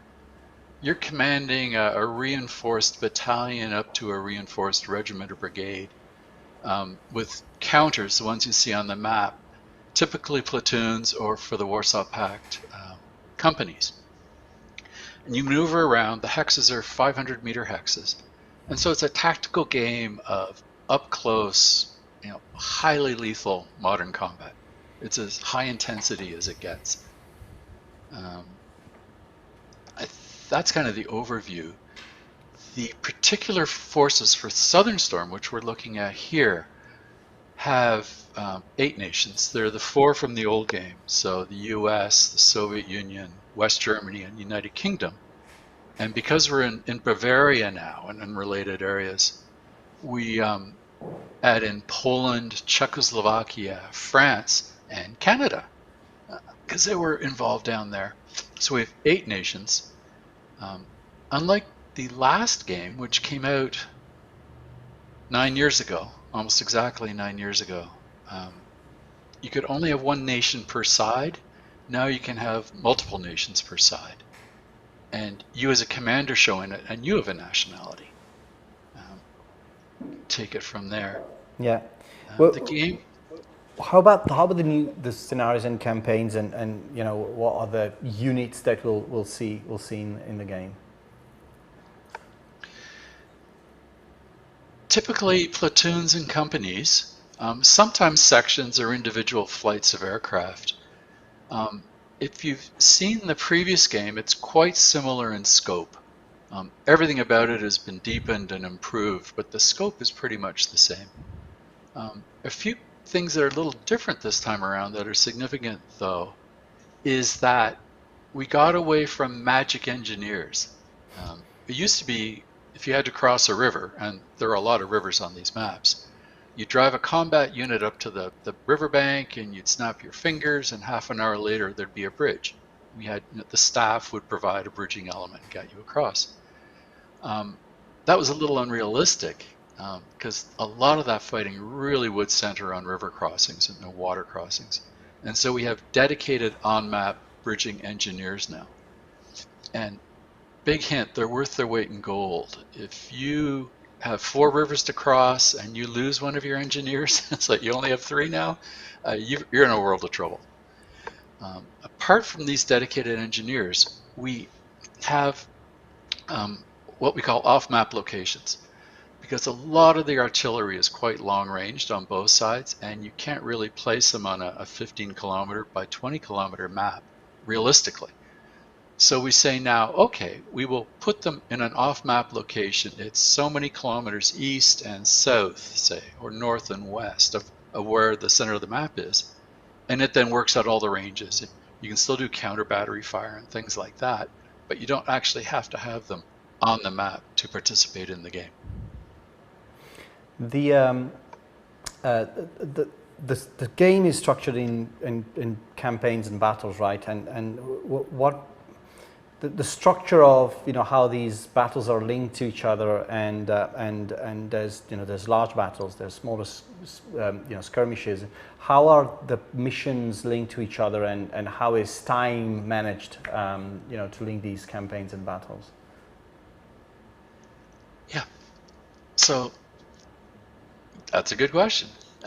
The game will ship with 22 standalone scenarios and 3 campaign games. And the campaign games are linked scenarios. And so you play out the game, and it'd be 4 to 8 hours, and you can end it up to a little early if you like. And that can matter because the way the games are scheduled in a campaign, you have travel time to the next map, which is a standard 4 hours. And then any extra time you have before that next scenario starts is used for rest and recovery. And so your units will fill in fallen out vehicles and platforms, possibly absorb some new replacements, and just recover a little rest and morale and a lot of ammo. And then the game starts. And you've moved your core force from the first game to the second game. And then you move them from the second to the third and the third to the fourth, as you might expect. But they get worn down. Like I said, this is a very lethal combat area. And you really need to spend a lot of time when you're playing campaign games not burning out your force. Replacements are few and far between, and you have a long time, like 3 or 4 days of game time to make those things last. And creates all kinds of delicious command dilemmas, because you really have to think, do I really push and possibly have a Pyrrhic victory, or do I just acquiesce and say, yeah, I didn't clean up in this scenario, but I kept my force in being, and I've got 8 hours before the next one, and that's enough time for me to get up the strength and get back in the groove again. So there's a real tension, and if you might end, for example, a campaign scenario a couple hours early, just so you can get that extra recovery time. And you might not have seized every victory point location or really chased down every last enemy unit, but your forces are that much better prepared for the next contest they're about to enter. Well, one thing that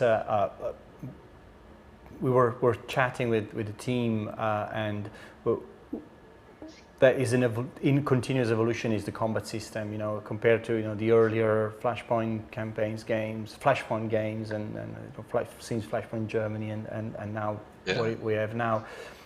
Almost to the point where Flashpoint campaigns is almost like the subtitle now, because it's morphed into something completely different in a way, right?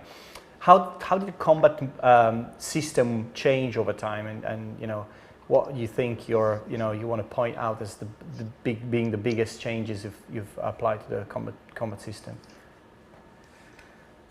We've made a host of changes, and almost everything that worked, we've taken apart and made it work better, deepening the modeling. And we've had new team members since the Red Storm days that have really gone to town and helped. So the spotting model used to be kind of black and white. It was you're spotted or you're not. And we thought thermal imaging gear was the greatest thing ever, and that was the only modifier really.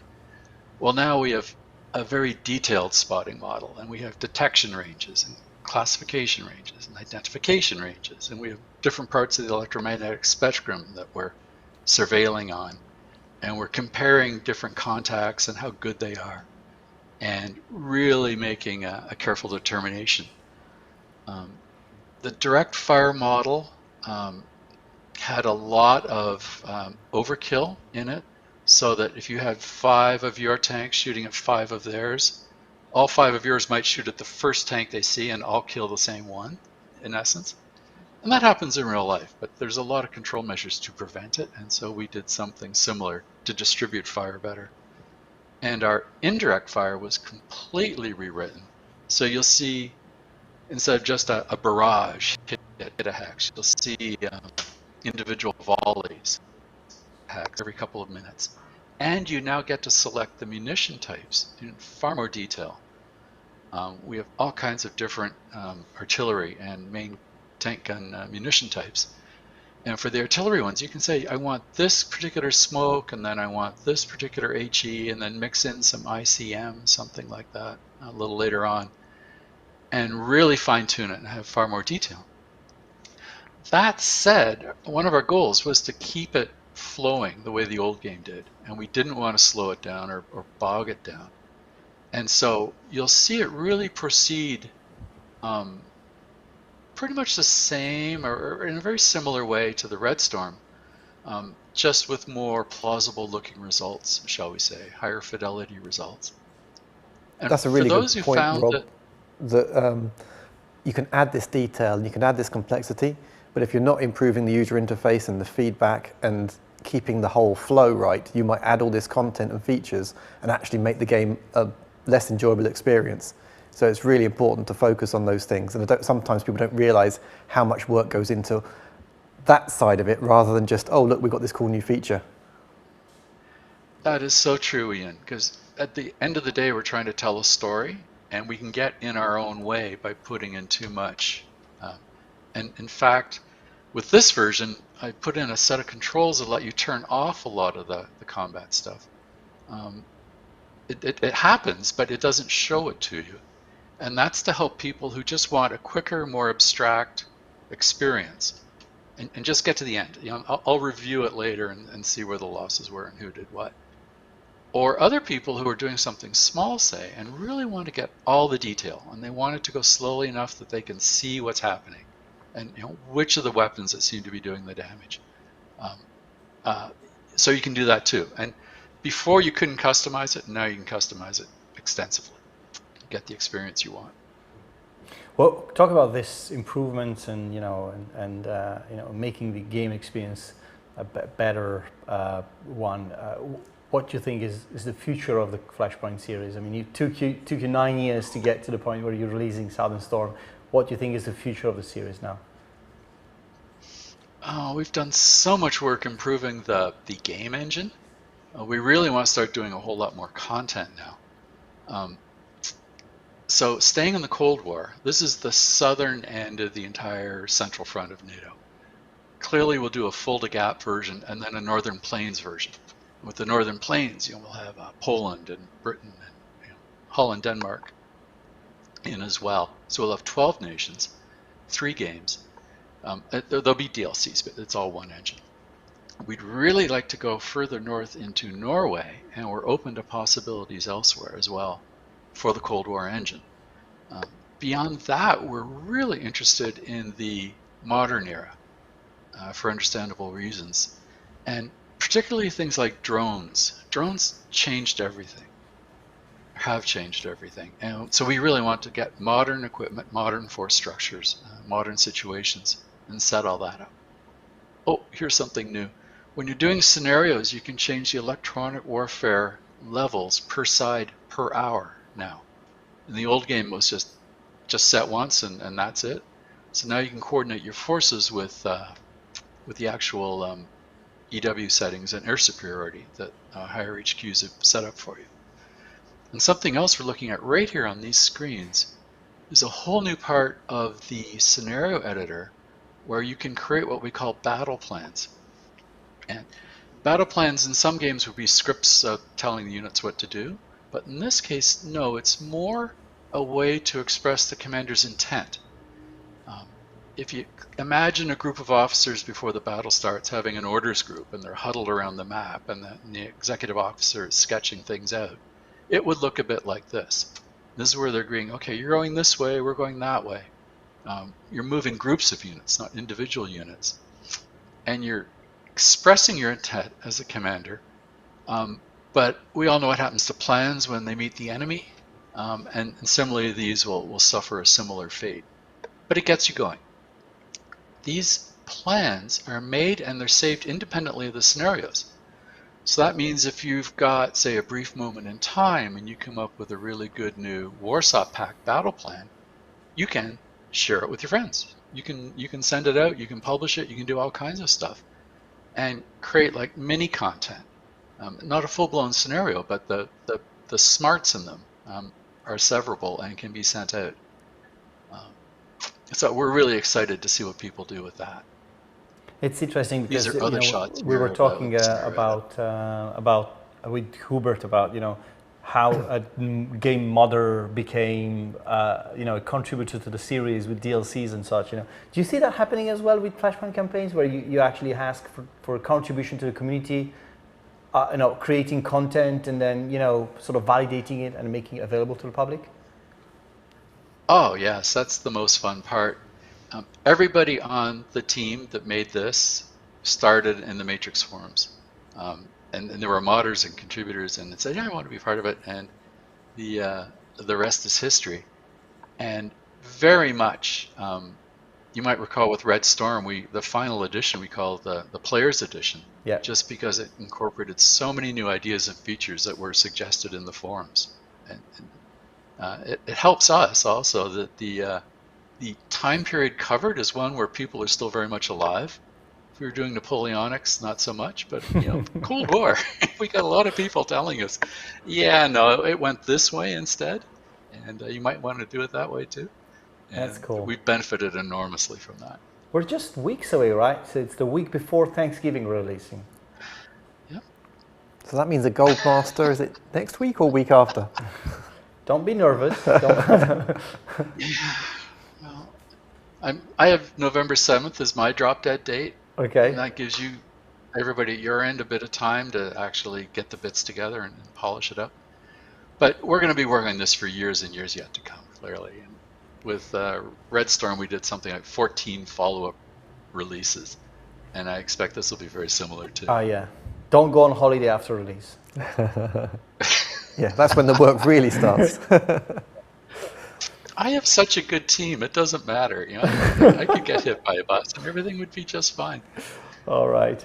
Well, Rob, thank you very much for joining us. I'm excited. I have to say that Flashpoint campaigns released, I think it was around the same time as Command, right? You know, we were not... A month before. Yeah, a month October before. 2013. And these two games, you know, are like almost...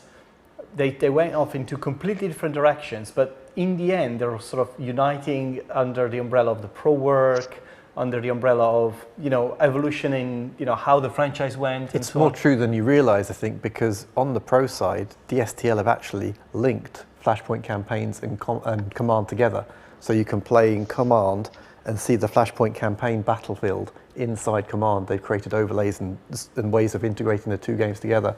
So it is really interesting what's going on. So it's exciting, really exciting to see that these two games are, you know, after 9 years, are still a big thing, a big part of the wargaming community. So, you know, thanks for sharing all this with us. Okay. Yes, Command and Demetrius, I've met Demetrius several times now, and we got along like a house on fire. Yeah, Command pulled ahead. They got more updates out than we did, but we're going to pick up our socks now. We're going to get the cadence going a little faster. I think you know, it's a different type of game. Of course, Command is modern, and you know, starting as Cold War, you've got to sort of, you've got more room for the future, right? You know, there's a lot of content that can come. You know, there's nuclear weapons, there's chemical weapons, there's drones. There's so much to look forward to, and I'm really looking forward to it. We're more excited than we've ever been, and I've been working on this for like 20 years now, if you go right back to the very beginning. Yeah, that's great, Rob. Thank you for joining us, and we'll see you for live stream. We have actually started live streaming Flashpoint campaign Southern Storm this week, so get on the Twitch schedule. We'll be happy to share the dates for the next live streams. I think someone from the team actually streamed or is going to stream Flashpoint campaigns in the coming days. So it's all real now. Thanks, Rob. Thanks, Rob. Thank you. Right, so this was the second to last one, and I have to say that, you know, we went from Command and finished with Flashpoint campaigns, and in the middle we've got such a diverse set of war games. There's some really very different things in there, different periods, different hexes, real time, turn-based, and everything there. And everything is a war game, and I have to reinforce this, because that's this last game we're gonna talk about. We've got a video for, is maybe sort of the very beginning of the spectrum of a light war game. You know, Valor and Victory is okay. Where do you want to start from if you don't know war games? You know, this is kind of it's a really good entry level war game. Yeah, and then you can start playing all these more complex products. But I think that this shows how this idea of really focusing the home Wargamers brand and Matrix Games on war games and pushing harder into, you know, marketing, communicating these games as a sort of subset or as a different thing for us is becoming paramount, because there's so much variety in there. Yeah, and it gives you a chance to dig into that in more depth, which you just wouldn't get when you're trying to look at both types of games at the same time. So let's take a look at the Valor and Victory video, and then we'll come back for a last word.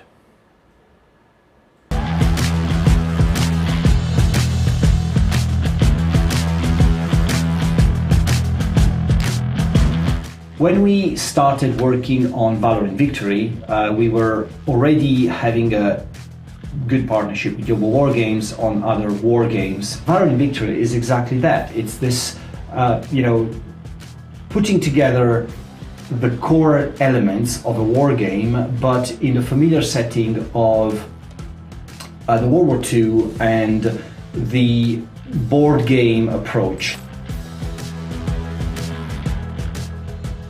January 2018, I just finished working on my 5th war game, and I was looking to a squad leader type game. So I looked around for a board game that I could convert and came across Barry Doyle's Valor and Victory, and I thought it would take me 18 months to work on the game. I got to January 2020, realized I'd need some help to finish the game, and I asked Bruce, who I had previously worked on a war game with, to see if he'd join me in working on Valorant Victory, and he was glad to jump in and help. With Bruce's help, it took us another 18 months to finish Valorant Victory and launch it. Immediately after that, we started to look to work on our first DLC. Designing scenarios with orders of battles and playtesting them takes a lot of time, and we still had some development work to do. So I looked around for someone that could help with this, and I came across Jim Orisgani, was doing a lot of Valorant Victory historical scenarios for his YouTube and podcasts. And he said yes he would, and he suggested we do Stalingrad. So while Bruce and I were doing some additional feature work on Valorant Victory, Jim created and play tested 12 scenarios for us. He created the maps, the order of battles based on historical events. Almost immediately after finishing the Stalingrad DLC, we wanted to start work on our second DLC. I was really keen to conversion of maybe an ASL type module, and I reached out to Xavier from Le Frontier and asked him if I could do Shield of Chrome. Bruce and I worked on that, and we're out to launch Shield of Chrome in July 2022 with more new features for Valorant Victory.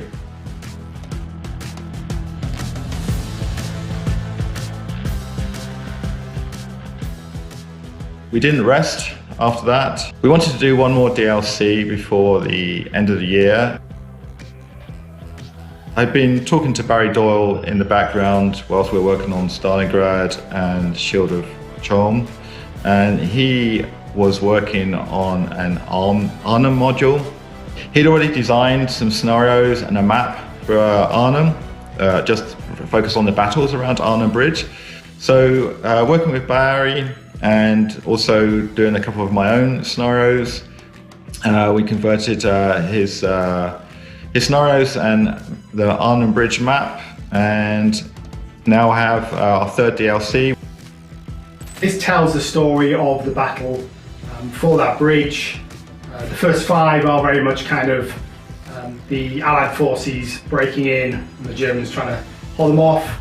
And what my particular favourite mission, the very final one, which is aptly named The Bridge Too Far, is 25 turns, which is 3 or 4 times longer than any other game that we've had in Valorant Victory. And it is very much the Allies trying to hold out north of the bridge as the Germans are sort of trying to punch through across the bridge and come from the sides as well.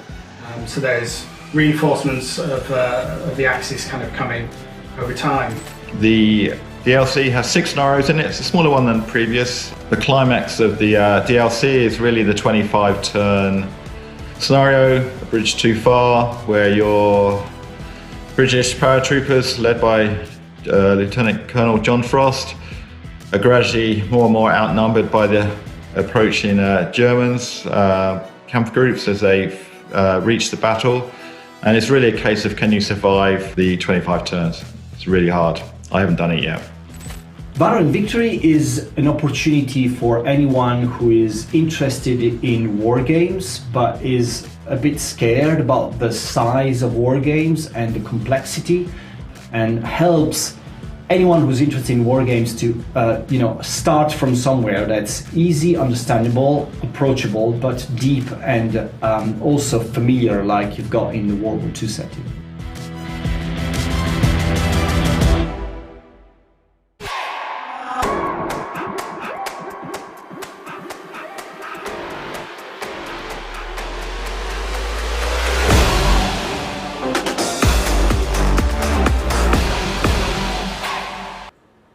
Right, so this brings it to an end.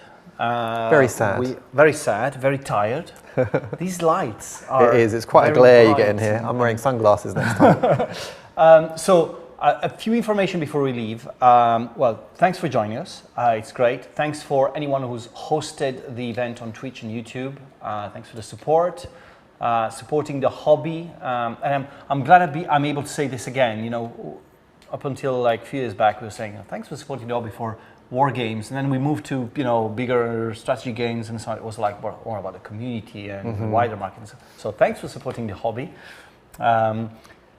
If you want to support the hobby even more, get to the site for on Steam or on Slytherin or on many of the third-party stores and get some of the war games we've got discounted for you this week. It's the celebration of Wargames Week, so that's a good opportunity for that. We are going to, and I owe you an apology for that. We will be back live with Tea Time around November time. So what you're saying is that it slipped? It slipped right, again. Okay. Yeah. Even marketing. So next time you moan about one of our games slipping. Even marketing delay stuff. We're moving office, as Ian was saying. We're moving office with a proper internal live studio, which we're building as we speak. So we're going to be back with Tea Time, with Newsroom, and all of our formats in November. I don't know exactly when, but we'll announce that when on the website. In November, we'll also start with a completely new Twitch schedule. We have a Monday dedicated to Matrix games, so it's going to be the Matrix Monday. You can do the song. I won't do the song, okay. But I'm not doing the song. Maybe one day. But so on Mondays we'll have only Matrix games on war games. We've got so many releases in the next few weeks that it's pretty impressive. So make sure you check the site, you check our social media channels, Twitter, Facebook, the Discord channels, and whatnot. So make sure you get up to date. Thanks, Ian, for joining us. Oh, thanks for having me. Really good to be here. And we'll go out, eat something now, and you guys can go out and go and play some war games whilst we celebrate for this reunion. Yep, and Enzo's birthday. And Enzo's birthday. Happy birthday, Enzo. It's very well deserved. He's worked until late on his birthday, so big thank you to Enzo and his team for making all this happen. Thank you very much and goodbye. Thanks, guys. Bye.